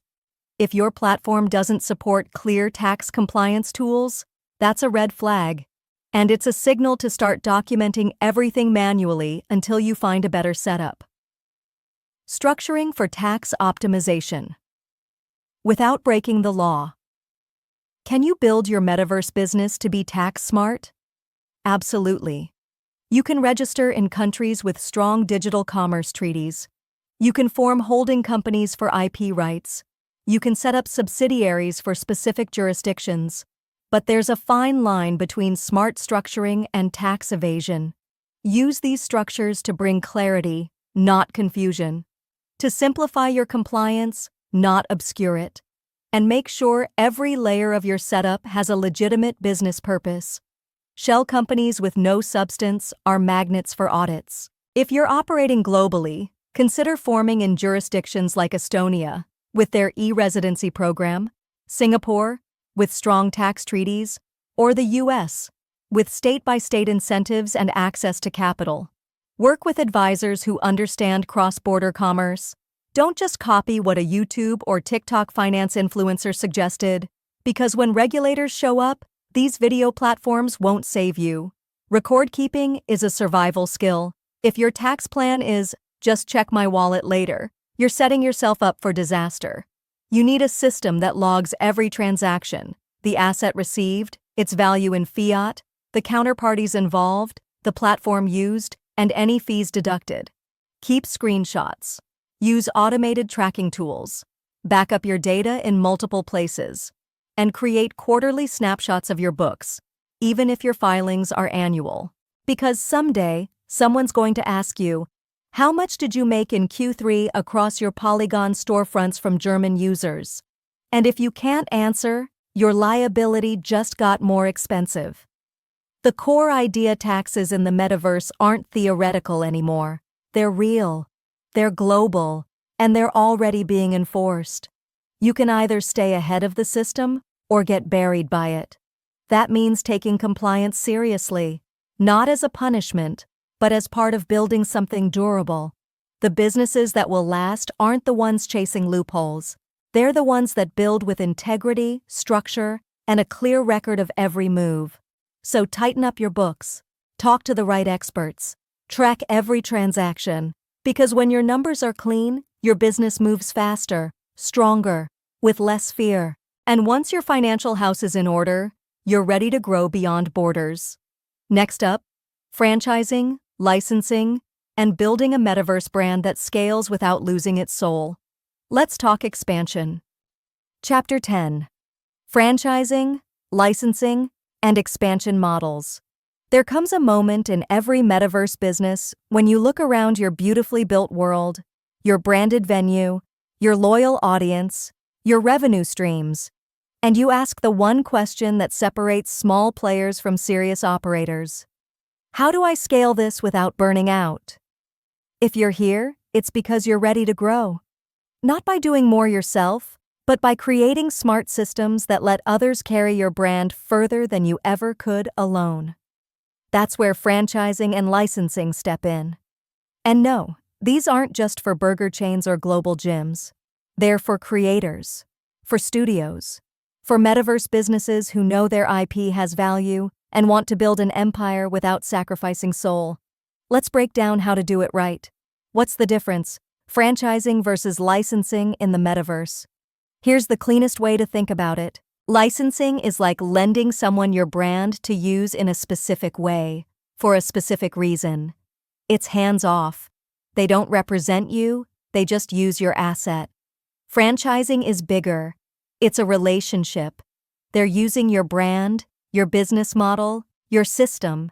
You're giving them playbooks, standards, and structure in exchange for royalties and control. In a spatial world, both can thrive. But the choice depends on how much oversight you want and how consistent your customer experience needs to be. A music creator might license their avatar for in-game performances across platforms. A virtual cafe brand might franchise entire venues inside different metaverse platforms, down to the scent diffusers and playlist rotation. If you care about preserving user experience, community tone, or brand vibe, franchising gives you guardrails. If you care more about reach than consistency, licensing might be the faster move. Protect first. Expand second. Before you license or franchise anything, You need to lock down what you're actually offering. That means filing trademarks on your brand name and logo, not just in your home country, but in any country where your virtual business will operate. It means protecting trade dress if you've got a unique layout, avatar uniform, or in-world interaction flow. It means registering copyright on your original content, from 3D models to training manuals. If you don't own it, you can't scale it. And if someone else rips you off, you'll have no leverage to stop them. Protect your house. Then invite people in. Control isn't just about power. It's about quality. Let's say you've built a franchise-ready business, immersive yoga studios inside Spatial, with signature guided sessions, lighting presets, and an AI avatar that greets every guest. Now someone in Dubai wants to open a version under your brand. Without standards, hard ones, your experience unravels fast. Maybe they replace your AI greeter with a different script. Maybe they skip your licensing music. Maybe they introduce a wellness upsell you never approved. Now your brand promise is compromised. And in the metaverse, word spreads fast. Smart franchisors solve this by issuing clear operating manuals, enforcing regular audits, and embedding quality control checks directly into the build, like required scripting, pre-approved assets, and metadata tracking. You're not micromanaging, you're protecting trust. Because once you lose that, you're no longer scaling, you're apologizing. Licensing is a revenue stream, not a free-for-all. Let's talk licensing done right. Say you own a popular digital pet brand. People love your NFT creatures. Now a game dev wants to feature them inside a multiplayer metaverse world. Great, license the IP, but get clear, fast. What are they allowed to do? Modify the pets? Resell them? Merge them with other characters? Use your logo? How are royalties structured? What's the term? What happens if they go bankrupt? Or worse, blow up and don't pay you? A license agreement should answer every question you don't want to deal with at 2 a.m. And it should give you audit rights. Because trust is great, but verification is better. Template agreements aren't enough, but they're a start. You'll need a strong legal foundation. Yes, that means solid contracts. No, that doesn't mean downloading a template from the internet and praying it holds up in court. Franchise agreements should cover operational requirements, performance benchmarks, IP ownership, training obligations, fees, dispute resolution, termination clauses, and renewal rules. They should also account for platform-specific restrictions, meta, spatial, etc., and digital asset rights. Licensing agreements should cover asset scope, exclusivity, royalty terms, renewal, transfer rules, and termination triggers. Start with a clear template, but finish with counsel who understands digital assets and cross-border law, because the metaverse doesn't play by one jurisdiction's rules. Revenue models, the math behind the growth. If you're scaling, get paid for it, smartly. Franchise models typically include an upfront fee, monthly royalties, often based on gross revenue, and sometimes ongoing marketing contributions. The key is to set fees that reflect the value of your system without pricing out your best partners.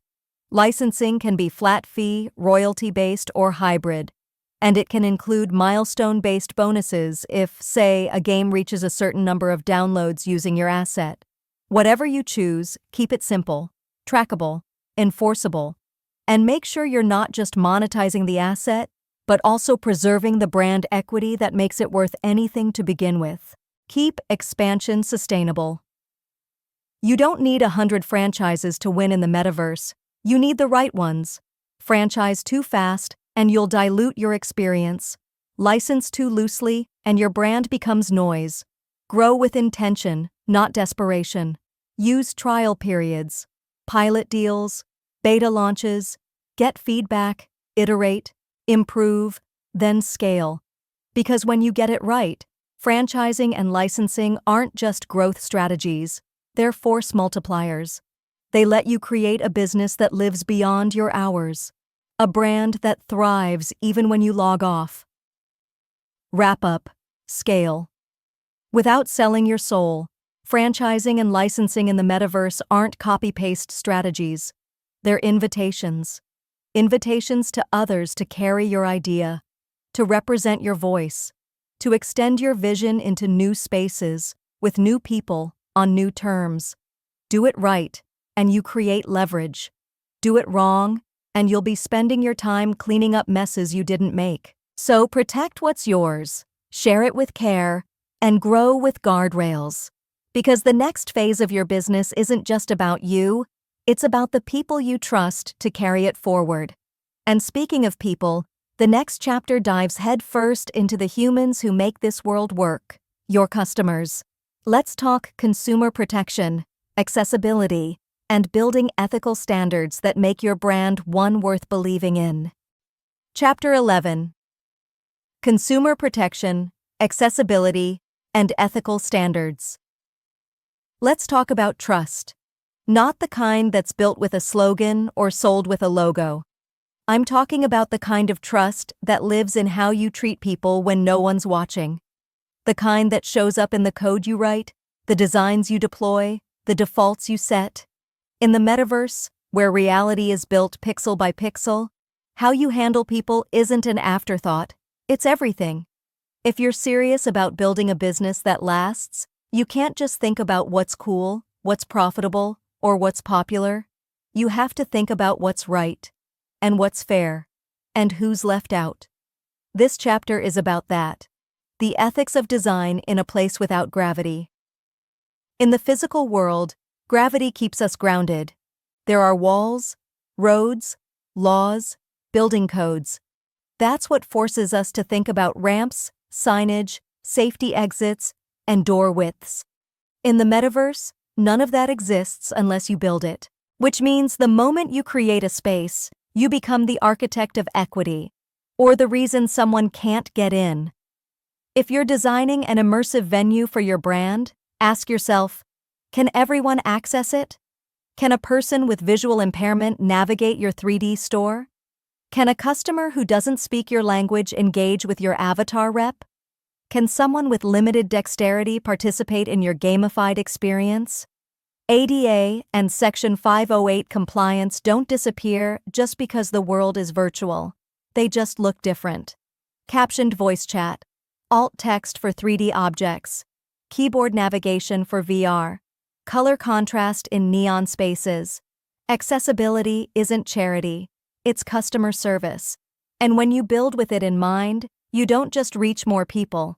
You build loyalty with the ones who notice you thought of them. Stop manipulating people into staying.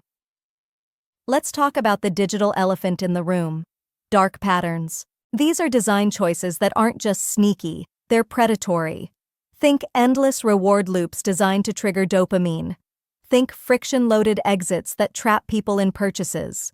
Think avatars that mimic real humans to sell you something without disclosure. If your platform or venue depends on tricking people into buying, staying, or clicking, your brand isn't a business. It's bait. And that doesn't just kill your credibility, it opens you up to legal risk. Laws are tightening. Regulators are watching. Users are learning to spot the difference between an engaging experience and a manipulative one. Design for clarity. Design for consent. Design like your users matter, because they do. Disclose first, then interact. If you're running ads in immersive environments, the old rules still apply. Disclose clearly and early. That means sponsored experiences must be labeled. Influencer avatars need to state they're paid. In-world promotions should never be disguised as organic content. And no, burying a disclosure 5 clicks deep behind a spinning 3D logo doesn't count.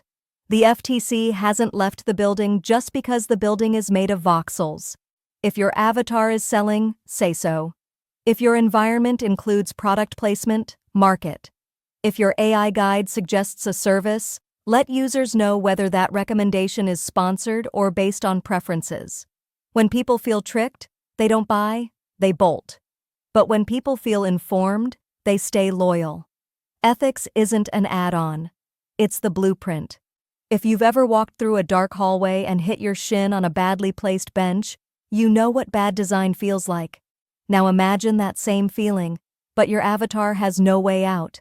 The exit menu is buried, and you're being upsold digital sneakers by a talking mushroom in a foreign language. Bad design is more than annoying. It's alienating. Sometimes it's unsafe. Ethical design is more than feel-good fluff. It's a filter. It asks, who gets hurt here? Who gets left out? Who might misuse this feature? And it builds with those questions in mind. Think about your avatar onboarding flow, your refund policy, your dispute resolution tool. Do they respect people's time, attention, and autonomy? If your user has to work hard to say no, cancel, or leave, your design is broken. Fix it. Building for everyone is how you win. Here's the truth. Inclusive design isn't just a nice-to-have, it's a growth engine. The metaverse is global, neurodiverse, multilingual, multimodal. Your customers aren't all sitting in ergonomic chairs with perfect vision and high-end headsets. They're logging in from phones, kiosks, and patched-together rigs from every corner of the planet. The businesses that win won't be the ones with the flashiest assets. They'll be the ones that work for the most people. Design with subtitles as a standard. Build spaces that adapt to different interaction levels. Offer avatars with diverse skin tones, genders, and expressions. Not just the ones that look like Silicon Valley execs. Because when people feel seen, they stay. Lead like someone's watching, because they are. If you're reading this, you're not just building a business, you're building a place, and people will show up. They'll bring their money, their kids, their stories, their trauma, their dreams. The question is, what will your space do with them? Will it protect them? Will it include them? Will it treat them like numbers or like humans? Your terms of service matter. Your refund flow matters. Your avatar behavior settings matter. Your moderation protocols matter. You don't need to be perfect, but you do need to be intentional, because in this space, integrity travels faster than advertising. No fluff, just this. Consumer protection, accessibility, and ethics aren't side quests. They are the story. They shape how people experience your brand, how they talk about you when you're not in the room, and how long they stick around when they are. So take the time to build right. Ask the uncomfortable questions. Work with experts who've seen the consequences of doing it wrong. And make your business the kind of place people feel safe bringing their real selves to. Because when you get that right, everything else becomes easier. This includes community, sales, reputation, and retention. Next, we shift from protecting your customers to connecting with them. Chapter 12 dives into the heartbeat of business in the metaverse, how to communicate, sell, and build real community through 3D experiences that move people, not just metrics. Let's go there. Chapter 12. Communication, Sales, and Community Engagement in 3D. If you think people buy from you because you have the best product, think again. People buy from people. From stories, from emotion, from connection. That's not new. What is new? The fact that now those conversations, stories, and sales can happen inside 3D spaces, in real time, through avatars that move, speak, and feel a whole lot more human than an email ever could. You're not just managing a brand anymore. You're hosting a presence, one that breathes, one that interacts. And in the metaverse, how you show up, with your voice, your gestures, your responsiveness, your vibe, that is your business card. The voice behind the avatar. In immersive commerce, voice isn't just a tool, it's the trust builder. A monotone, scripted avatar rep will kill the mood fast, but one with a voice that sounds warm, responsive, and human? That avatar sells. That avatar builds loyalty. That avatar feels like someone who cares. Add in eye contact, gestures, proximity, and suddenly you're recreating a conversation that feels natural, even if it's happening between a person in California and a digital concierge operated by someone in Singapore. You don't need a Hollywood production to pull this off. You need intentionality. Train your avatar reps the same way you'd train a high-end hotel concierge. Be real, be kind, be quick, be helpful. And remember, just because your avatar is a bunny in a blazer doesn't mean it shouldn't be held to real-world communication standards. Sales that don't feel like selling.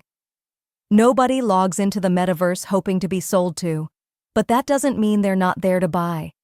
Great sales in 3D feel like guidance, not pressure. Picture a customer wandering your virtual shop. They pause at a display. Your avatar glides over, not to pitch, but to ask a question. They respond. You listen. You suggest. That exchange becomes a sale because it felt like help, not hustle. This isn't a one-size-fits-all experience. That's the whole point. The magic of immersive sales is personalization at scale. AI can support this, from recommending products based on avatar behavior to translating speech in real time. But it's still the human layer that seals the deal. The goal isn't to close fast. It's to make your metaverse venue the kind of place people come back to because it felt like somewhere they belonged. Support that feels like a superpower.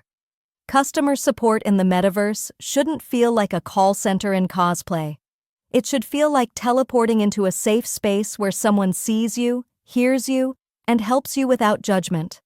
The best support happens live, in real time, with an avatar who listens and responds. But it also scales with well-designed chatbots, intuitive menus, and AI agents trained to handle repetitive or low-sensitivity tasks. Done right, this kind of support doesn't just fix problems. It makes people feel valued. Remember, a glitch is frustrating. A glitch paired with a helpful avatar who calmly explains what's going on? That's retention. Speak every customer's language. If your venue only supports English, you're leaving money on the table. The metaverse is borderless. That means your audience is global, and so is your responsibility to meet people where they are. Real-time translation tech can help your avatar speak over 100 languages. So why let a language barrier block a potential connection? But this goes beyond words. Language accessibility also means supporting neurodiverse users, those with hearing impairments, and folks who prefer reading over talking. Offer captions. Offer text chat. Offer menus in multiple formats. Design your communications like everyone's invited, because they are. Build community like you mean it. Communities don't form just because you opened a space.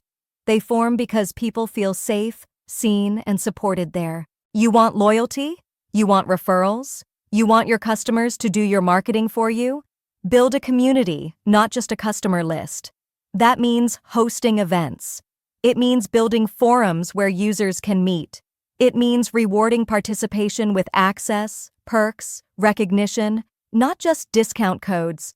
And it means moderation. Strong, consistent, clear moderation policies are the backbone of any healthy 3D community. Think less like a vendor and more like a venue host. Set the tone. Make the space feel like a party people want to come back to and bring their friends. Relationships, not reach. Too many brands still treat the metaverse like it's TikTok with headsets. It's not.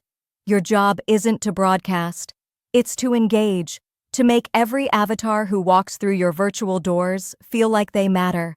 If your business is present but not present, no live support, no events, no active community, you're wasting the best part of the medium. Presence beats perfection. Show up, show you care, talk to people, listen to them, remember their names, surprise them with generosity. That's how you build a brand people fight for. Put this into play. The tools are here. The platforms are ready. The stage is set. Your job now is to bring your brand to life in a way that people can feel, not just see. Communication, sales, and community building in 3D isn't about adding more noise. It's about creating real moments of connection that cut through the noise. In the next chapter, we'll go deeper into how AI agents and automation can scale everything you've just learned, without losing the human touch that makes it matter. Chapter 13. Using AI agents and automation to operate smarter. Running a business in the metaverse is like running a 24/7 theme park. People show up from different time zones, on different devices, with different expectations. If you try to personally meet all those needs on your own, you will burn out fast. That's where AI agents and automation come in, not as gimmicks, but as your tireless digital co-founders, assistants, and frontline reps. And no, this isn't about robots replacing humans. It's about giving people more time to do what humans do best: create, connect, lead, imagine. When done right, AI isn't about outsourcing effort. It's about reclaiming purpose. Deploying AI avatars, the first digital teammates. Imagine walking into a sleek 3D showroom. You're greeted not by silence or a clunky menu, but by an avatar who welcomes you by name, knows your purchase history, and answers your questions like a seasoned expert. That's an AI agent. These avatars can operate in sales, support, onboarding, moderation, and even education. They work across time zones. They don't sleep. They can be programmed to follow detailed scripts or learn from behavior patterns. And yes, you can train them to reflect your brand's tone and values. The upside is clear: scalability without sacrificing presence. A single AI agent can do the work of dozens of support reps, if configured with care. But there are risks. Poorly designed AI interactions feel fake, or worse, frustrating.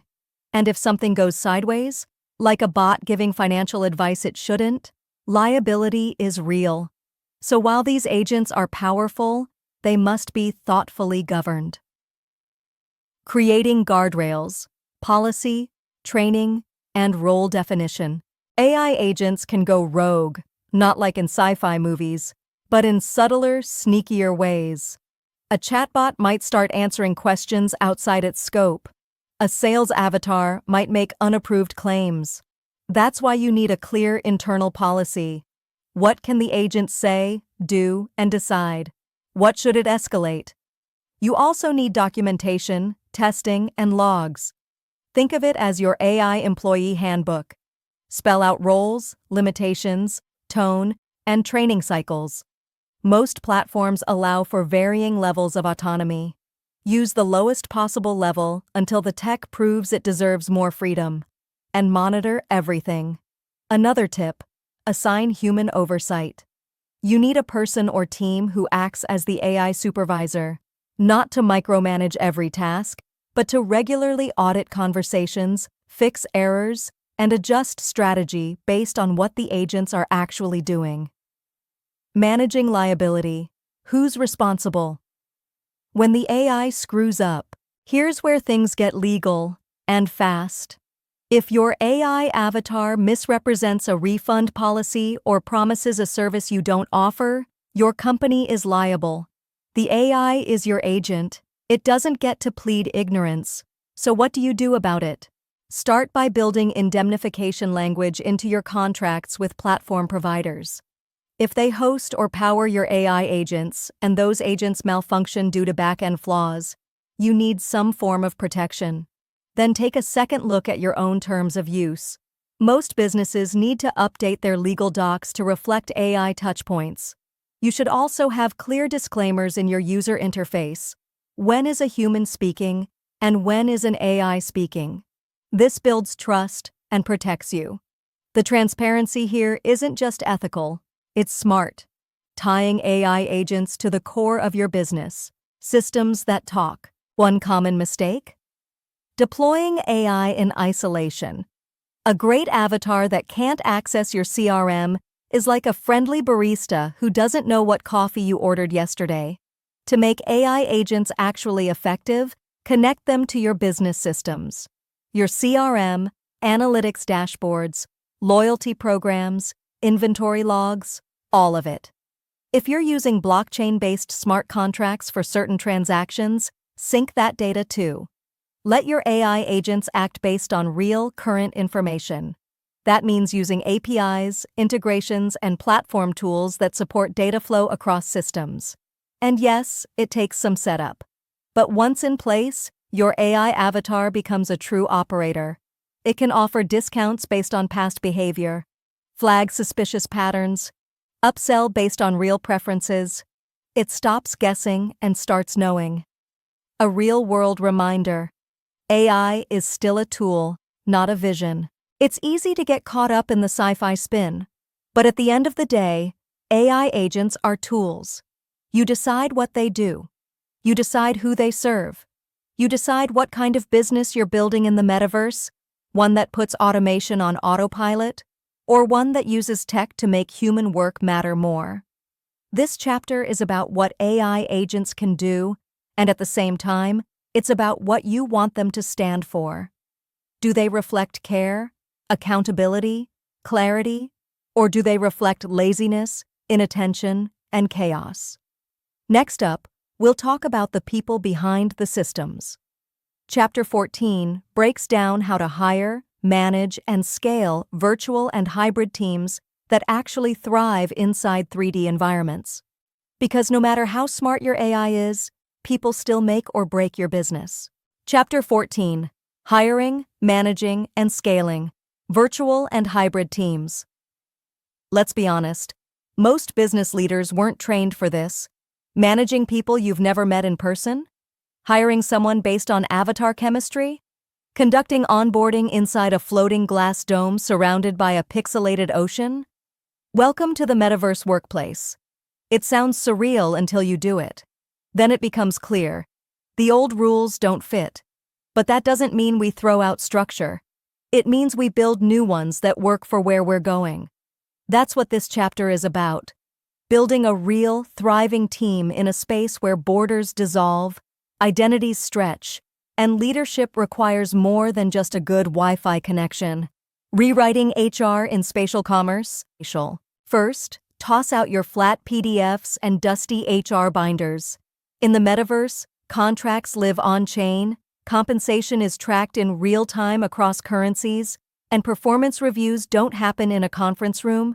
They unfold inside 3D workspaces with interactive dashboards and spatial collaboration tools. But don't confuse flair with substance. Every employment relationship, whether avatar-based or not, still needs a backbone, a clear agreement. Your virtual HR should start with employment contracts that cover not just roles and responsibilities, but virtual behavior expectations, platform-specific rules, and what happens when things go wrong. Freelancers, global contributors, and part-time collaborators? Their agreements should reflect that flexibility, but still lock down data protection, IP transfer, payment timing, and jurisdiction. If your business touches US users but your team member is in Singapore, you can't just figure it out later. Pay, perks, and productivity in pixels. Salary negotiations get tricky when your developer wants to be paid partly in stablecoins and your marketer wants bonuses in NFT skins. Compensation structures in the metaverse must be both adaptable and auditable. Cryptocurrency-based payroll is no longer niche, but it comes with real tax implications, wallet management issues, and cross-border reporting headaches. If you're paying employees in crypto, keep pristine records, understand your local obligations, and make sure your payment systems are KYC and AML compliant. You don't want a team member's bonus triggering a regulatory inquiry. Perks look different here too. Virtual office access, custom avatar upgrades, private mentorship pods, or token-based equity all fall into the new category of spatial perks. They work best when they make your team feel valued, seen, and part of something meaningful, not just when they look cool. As for tracking productivity, forget keyboard loggers and rigid 9-to-5 metrics. Look at time spent in collaborative spaces, project delivery benchmarks, peer feedback inside the platform, and the quality of immersive participation. Building culture without coffee machines. Let's talk about the soul of your organization. Because without a strong cultural spine, your metaverse team won't last, no matter how pretty your HQ looks or how many avatars show up to your Monday huddle. Culture in spatial workspaces isn't built by chance. It's built through intentional rituals, shared language, and visual cues that communicate belonging. That could mean monthly team quests, branded uniforms, or public shoutouts that light up inside your virtual venue. Inclusion must be deliberate. That means clear communication guidelines for multilingual teams. It means making sure every platform is accessible to people with disabilities. It means training your managers on how to lead with empathy through avatars. If you want loyalty, you need connection. And connection comes from trust, built in dozens of tiny interactions. Voice, tone, presence, timing. It matters. Especially when your team member's face is a dog in a suit. The risk is real. Legal safety nets. Now for the part no one likes talking about until it's too late. Legal exposure. Hiring in the metaverse doesn't mean skipping labor laws just because the office floats in cyberspace. Every country still has its own employment protections, tax rules, and contractor classification tests. Mislabel someone, and you could face fines, lawsuits, or worse. Use clear onboarding checklists, draft strong NDAs, have dispute resolution clauses that work across borders, and for the love of all things virtual, get insurance that covers cyber liability and remote workforce compliance. One more warning. Be careful with algorithmic management tools. If you're using AI to monitor work or assign tasks, document your processes and make sure they don't unintentionally discriminate or violate employee rights. Just because it's automated doesn't mean it's immune from scrutiny. Real talk hiring in the metaverse isn't about chasing the next trend. It's about building a team that works across time zones, platforms, and paradigms. That requires clarity, consistency, and cultural depth. Smart contracts don't replace smart leadership. Tokens don't replace trust. If you want to scale, start with structure. If you want your team to thrive, lead with humanity. Now that we've nailed how to build your team, it's time to keep that team's data safe. Next up, privacy, cybersecurity, and how to protect what matters most, your people and your platform. Chapter 15. Privacy, Cybersecurity, and Data Protection in the Metaverse. Welcome to the wild digital west, where your avatar might wear a cowboy hat, but your real risk is a data breach. The metaverse isn't just about pixels and pretty landscapes. It's a place where personal data moves fast, devices listen closely, and businesses collect more than just foot traffic. Every step you take in a spatial world leaves a trail, and if you're not careful, someone else is holding the map. In this chapter, we're talking about digital responsibility, not in theory, but in practice. Because while everyone wants to build immersive experiences, very few want to be the headline when a user's biometric data is leaked or their crypto wallet gets drained. Data is the product. Let's stop pretending data is just metadata.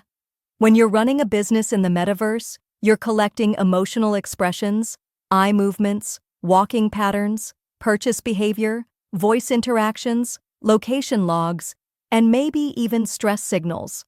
That's not just marketing information. That's biometric, behavioral, and psychological data.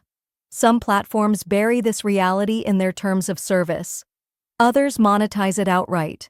Either way, if you're building a business in this space, you're not just handling data, you're holding identity. This is where the stakes get real. Because collecting data without clear policies or protections isn't just bad ethics, it's a legal mess waiting to happen. Depending on where your users are, one misstep could put you in violation of GDPR, CCPA, LGPD, or other privacy frameworks. And if you're not prepared to prove you took reasonable steps to protect user data, good luck defending your brand. Understanding what you're actually collecting. The first rule of compliance is awareness. You can't protect what you don't understand. Most business owners in the metaverse aren't even sure what their platforms are tracking by default. Start with a simple audit. Ask yourself, Does your app or experience collect voice commands? Does it log a user's movement, facial expression, time spent staring at an object? Does it capture ambient sound? That's all data, and in many jurisdictions, it's protected. Then get honest about whether you're storing or sharing that data. Are you using it for personalization? Are you allowing third-party ad networks to access it? Are you retaining logs long after a user logs off? The line between convenience and surveillance is thin. Don't just ask for consent. Earn it. Consent boxes don't mean much when users don't understand what they're agreeing to. If your privacy policy sounds like a legal riddle, you've already lost their trust. Instead of hiding behind fine print, give people real choices. Offer granular controls. Let them opt out of location tracking without sacrificing access. Explain clearly what you're collecting, why, and for how long. And if you don't need something, don't collect it. Being honest about data collection is no longer a nice-to-have. It's a competitive advantage.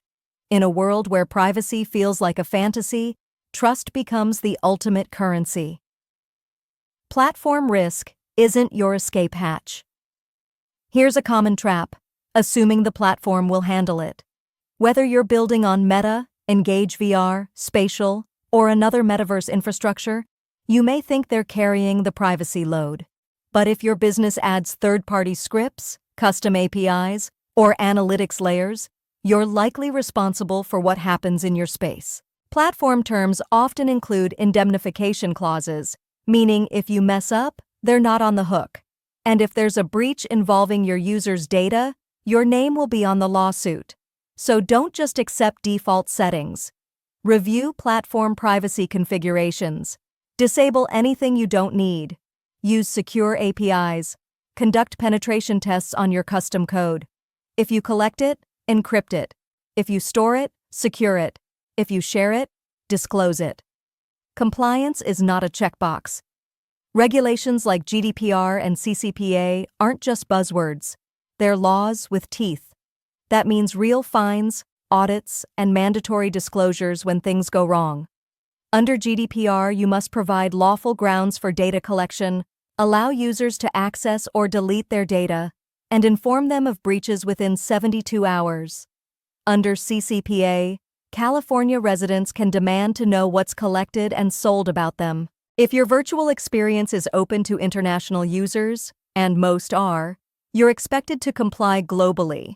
That means tracking IP addresses, respecting regional rules, and assigning data protection officers if your data collection is extensive. Too many businesses wait until after an incident to learn these laws. Don't be one of them. Build with compliance in mind from the beginning. Rethinking security in spatial spaces. Protecting user data in the metaverse isn't just about firewalls and VPNs. You're dealing with environments that merge real-time voice, persistent user state, and often interoperable systems. You need multi-layered defenses, strong authentication, encryption at rest and in transit, regular patching, and secured APIs. But you also need user education. People need to know how to protect their own spaces and how to report if something feels off. Build clear interfaces for account controls. Let users see their data. Let them delete it. Make breach notifications honest and immediate. And make sure your staff, contractors, and moderators are trained to recognize red flags. Trust isn't just tech. It's culture. People don't sue over ones and zeros. They sue because they feel betrayed. Because they trusted you with something personal, and you treated it like it didn't matter. That's why privacy policies and security protocols are only part of the equation. The rest comes down to culture. Do your people care about protecting users? Are your developers thinking about data minimization when they build features? Are your marketers restrained enough to say no to creepy targeting tactics? The fastest way to build long-term loyalty in spatial commerce is to make trust your default setting, not just in policy, but in product. Keep this in your back pocket. The metaverse gives you the chance to create something astonishing, an experience, a brand, a community that feels alive. But none of that means anything if your users don't feel safe. Privacy isn't a technical hurdle. It's a business decision, one that needs to be baked into every interaction, every transaction, every piece of code. So start now. Don't wait for a crisis to care. And as we move forward, remember this: protecting your people is protecting your future. In the next chapter, we'll shift from behind-the-scenes systems to frontline visibility, tackling how you market, get discovered, and stay visible in the crowded corridors of spatial commerce. Chapter 16: Marketing, SEO, and Discoverability in Spatial Commerce. If no one can find you, you don't exist. That truth, as old as business itself, doesn't change just because you've built something inside a 3D immersive world. In fact, it gets harder. Welcome to the Metaverse, where the storefront isn't a window on Main Street, but a floating castle on Decentraland, a law firm on Spatial, or a meeting room on Engage VR. You're not just trying to be seen. You're trying to be found across scattered, experimental, often closed-loop ecosystems that don't play nice with each other. And yet, getting discovered is the difference between a buzzing experience and a ghost town. Let's break down how to show up in the right places, in the right way, with the right energy. Because visibility in the metaverse isn't about big budgets or being flashy. It's about understanding how spatial discovery works, why traditional SEO barely scratches the surface, and how trust still starts with showing up consistently where your people already are. Showing up where it counts. People still search. That hasn't changed. But what they're searching for and how they do it inside spatial commerce platforms absolutely has. You can't count on Google to index your metaverse venue. Most platforms run closed systems. That means search often happens inside each world, like Decentraland's map, Roblox's explore page, or Spatial's search feature. So you need to think like a local, not a tourist. Learn how each platform promotes discoverability. On some, it means showing up in event calendars. On others, it's about being tagged in social spaces. And on a few, you can pay for placement or partner with platform editors who curate featured venues. But presence doesn't equal attention. It still comes down to why someone would care. Your listing's thumbnail, your venue's title, your avatar's vibe. People skim and bounce fast in 3D.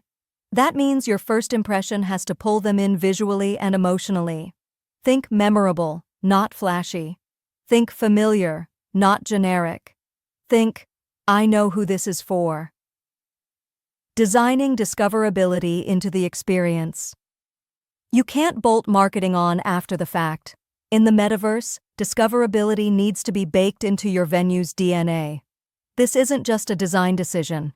It's a survival skill. Start with architecture that encourages movement and sharing. Think camera angles that look great on TikTok. Think spaces that prompt screenshots. Think moments people want to post about without you asking. Add event loops and incentives. Whether it's a weekly meetup, a rotating gallery, or a limited drop, repetition breeds familiarity and gives you recurring content to promote across platforms. And remember, social proof still matters. Populate your world with signs of life, even if it's programmed NPCs or looped avatars. Emptiness kills trust. Buzz builds it. Getting found off-platform. While in-world discovery matters, most traffic still starts somewhere else. Instagram stories, YouTube walkthroughs, X threads, email invites. The way you title, tag, and talk about your metaverse presence on these channels influences whether people even click through to begin with. Forget the hard sell. Curiosity wins. Show behind-the-scenes peaks. Highlight the people, not just the build. Give a reason to care. Your URLs and links should never just drop people into a blank lobby. Guide them. Give context. Use short previews and soft landings, like interactive tour portals or video intros, to reduce bounce. And yes, your website still matters. It's the place where people go to verify who you are. Make it metaverse ready with embedded previews, clickable portals, and fast load times. Avatar influencers and authentic reach. This is where it gets fun. Forget static billboards. In the metaverse, your best marketing asset might be a well-known avatar who just happens to be wearing your merch or attending your event. These are not influencers in the traditional sense. They're personalities, characters, and community magnets with loyal followers who treat them like peers. Partner with avatar creators who align with your values and aesthetics. Pay them fairly. Give them room to interpret your brand in their own way. The more scripted it feels, the more it flops. Real wins in 3D feel messy, playful, and personal. And don't underestimate the ripple effect of small audiences. A micro-creator with 300 loyal fans who actually show up in-world can do more for your venue than a celebrity blast. Search still matters, just not the way you remember it.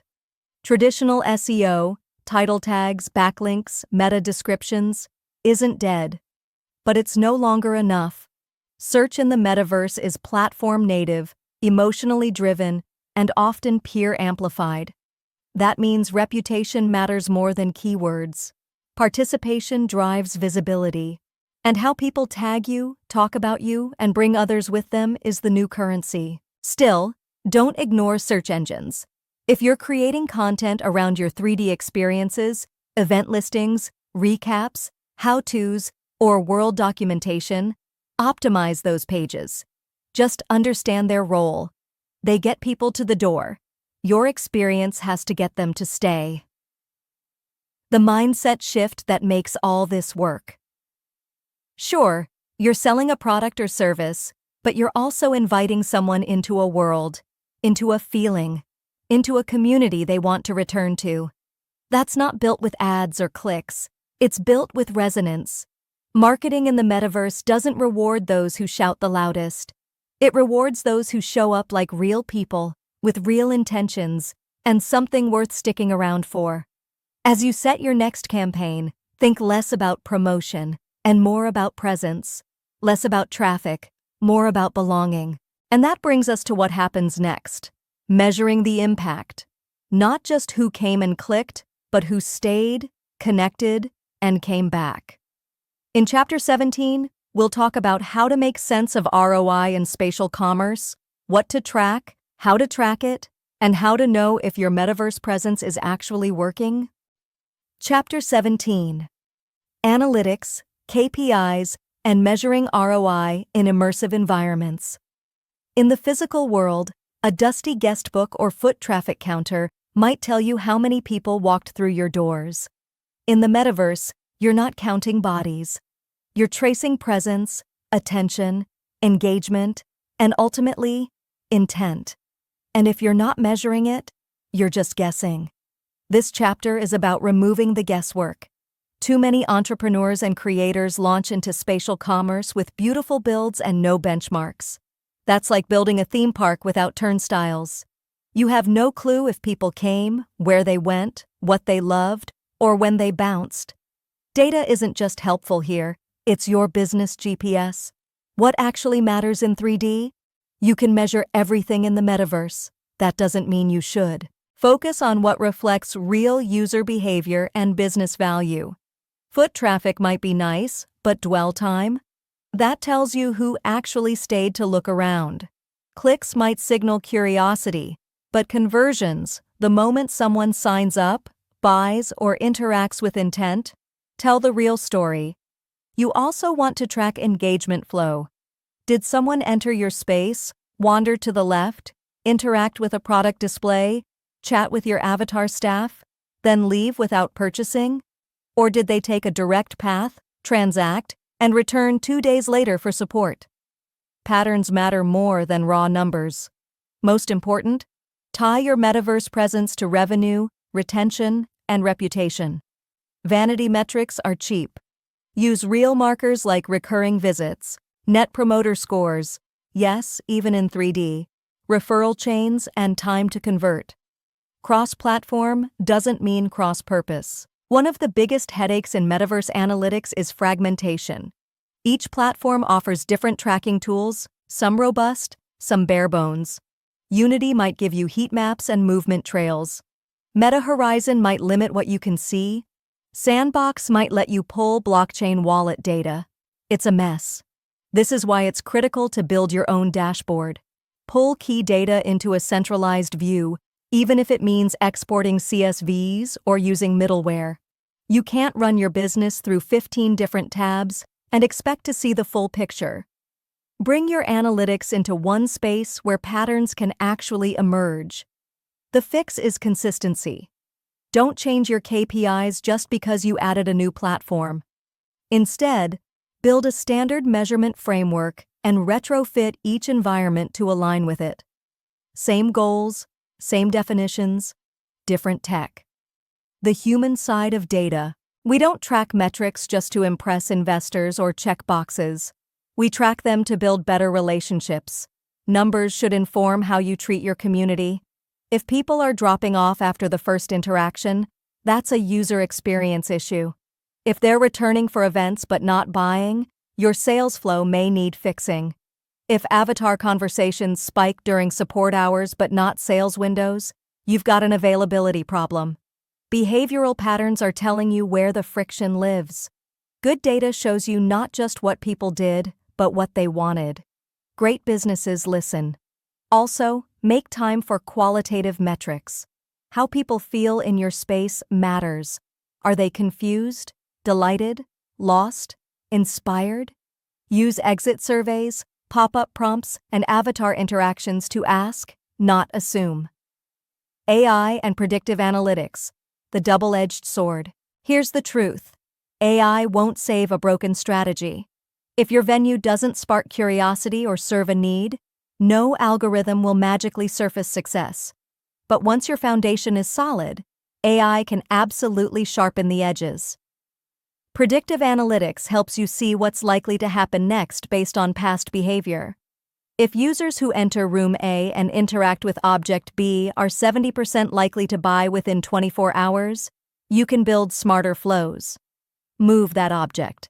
Add a prompt. Shorten the path. AI also helps forecast staffing, plan events, and personalize messaging. But it's not magic. It's pattern recognition. And it only works if the patterns are tied to outcomes that matter. If your inputs are garbage, your predictions will be too. That's not AI's fault, it's yours. Keep it simple, keep it honest. Don't let fancy dashboards distract you from truth. Your KPIs should be brutal in their clarity. What's working? What's not? Where are people falling through the cracks? And here's the biggest gut check. If you can't clearly say what your goal is, don't bother tracking yet. Metrics without purpose are just noise. Start with the basics. What are you here to do? Sell products? Build community? Offer support? Teach? Your metrics should serve that purpose. Period. Then measure forward, not backward. Don't just report what happened. Use your data to decide what to do next. It boils down to this. The metaverse is built on pixels and presence, but it runs on decisions. And those decisions are only as good as the clarity behind them. Analytics isn't about big words or dashboards full of dots. It's about knowing what matters, what moves people, and what you're willing to do about it. Now that you've built the systems to measure your success, it's time to ask a bigger question. What happens when it's time to exit, grow, or pass the torch? In our final chapter, we'll get serious about succession, valuation, and staying smart in a space that never stops moving. Chapter 18.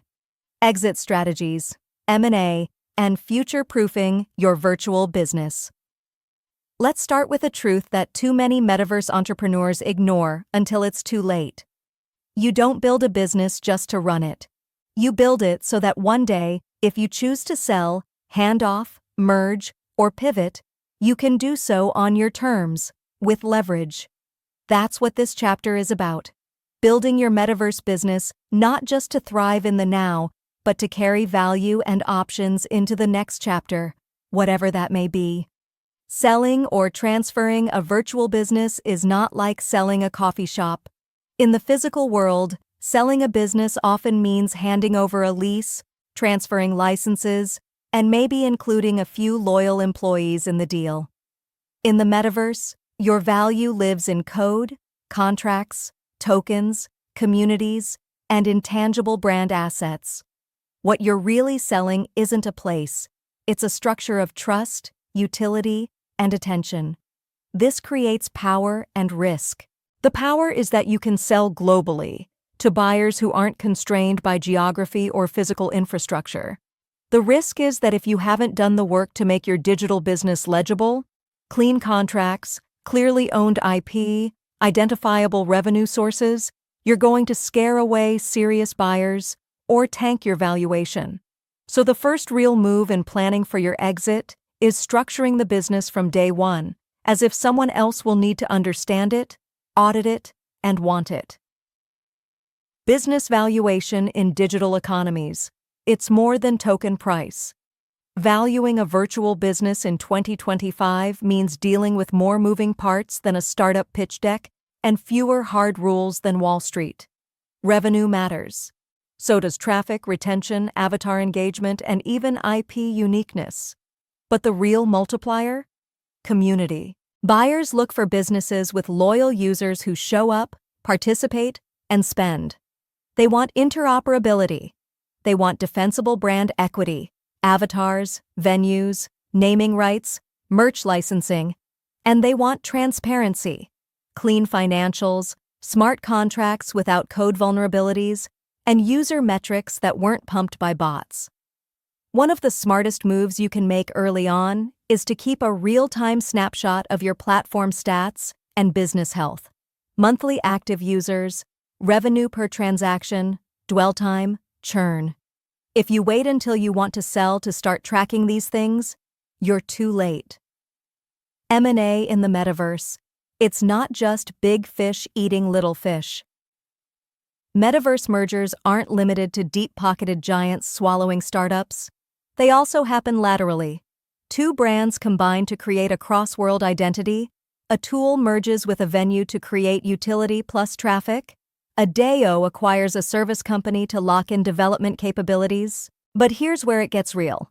You can't merge with someone whose smart contracts are a mess, whose IP is vague, or whose community will revolt at the first sign of change. Successful M&A in spatial commerce depends on trust, shared values, and a migration plan that doesn't alienate users. Your prep for this starts long before anyone slides a term sheet across the table. It begins with governance clarity, IP registration, smart contract audits, and consistent community engagement. Succession planning, the unsexy piece that builds real legacy. What happens if your co-founder ghosts? If you get sick? If your lead developer walks with all the admin keys? Most people don't want to think about it, which is exactly why they should. Succession planning in the metaverse isn't about just handing off a password or exporting files. It's about creating a structure that can endure without your presence. That means role-based access, documented systems, and clear legal authority to transfer ownership. And if you're building in a DAO-style structure, it gets even more delicate. Voting rights, quorum structures, and token governance have to be set up in a way that allows leadership to evolve without imploding the entire project. Otherwise, you've just built a shiny house with no front door. Staying nimble in a fast-changing ecosystem. Here's the kicker. You can plan the perfect exit and still lose if you don't stay adaptive. AI tools change how users interact with virtual spaces. Regulatory changes can wipe out a token's legality overnight. Platforms die, trends shift, community tastes evolve. The smartest exit strategy is built into your operating DNA. A business that doesn't rely on a single platform, a product suite that can flex across formats, and a leadership mindset that sees change as a feature, not a threat. This is about positioning your business as a bridge, not just a building. Bridges connect places, people, markets, and moments. They have tension, but they're designed to flex. So should you. Exit strategy. Is business strategy. Waiting until you're burned out, underperforming, or under regulatory fire is a bad time to start planning your exit. Exit isn't the end, it's part of the plan. It's a statement of how seriously you take your work, your brand, and the people who helped you build it. You don't need to know the exact door you'll walk through, but you do need to start mapping the exits. Keep your records tight. Build systems people can inherit. Keep your community engaged and informed. And above all else, build with clarity. The final word. The metaverse is no longer a concept waiting for validation. It's a business frontier ready for your leadership. Now is the time to follow through, to take aligned action, and to build something meaningful inside this new digital landscape. Walk your talk. Lead by example. Show up every day with purpose and persistence. The world is watching, and the market is listening. This is a living opportunity that rewards movement, momentum, and curiosity. So give yourself permission to begin. Explore boldly. Create intentionally. Take constant, consistent action toward your goals. And above all, enjoy it. Enjoy the learning, the growth, the unknowns. Because the future of business is being written in real time, and there's space in it for those who step forward now. Epilogue. How the metaverse and spatial computing will rewrite human connection. Right now, as you read these words, someone in Lagos is closing $1 million deal with a team in London while their kids play with cousins in Seoul. A surgeon in Boston is teaching a procedure to doctors in Bangladesh who feel like they're standing shoulder to shoulder in the same operating room. A grandmother in rural Iowa is walking through her granddaughter's college campus in Tokyo, experiencing every detail as if she boarded a plane yesterday. This isn't science fiction. This is Monday. And with AI being layered into our experiences, this is what Mitch and his team see happening on a typical Monday, 3 to 5 years from today. It's coming. With an AI-powered metaverse, we're living through the most profound shift in human connection since the invention of language itself. For millennia, physical distance meant disconnection. Geography was destiny. Your zip code determined your opportunities, your relationships, your entire world. That era just ended. The metaverse is changing how we work or play, and it's also rewriting the fundamental rules of human possibility. And because it's so new, it's rolling out weekly in our virtual spaces. Here's what nobody is talking about.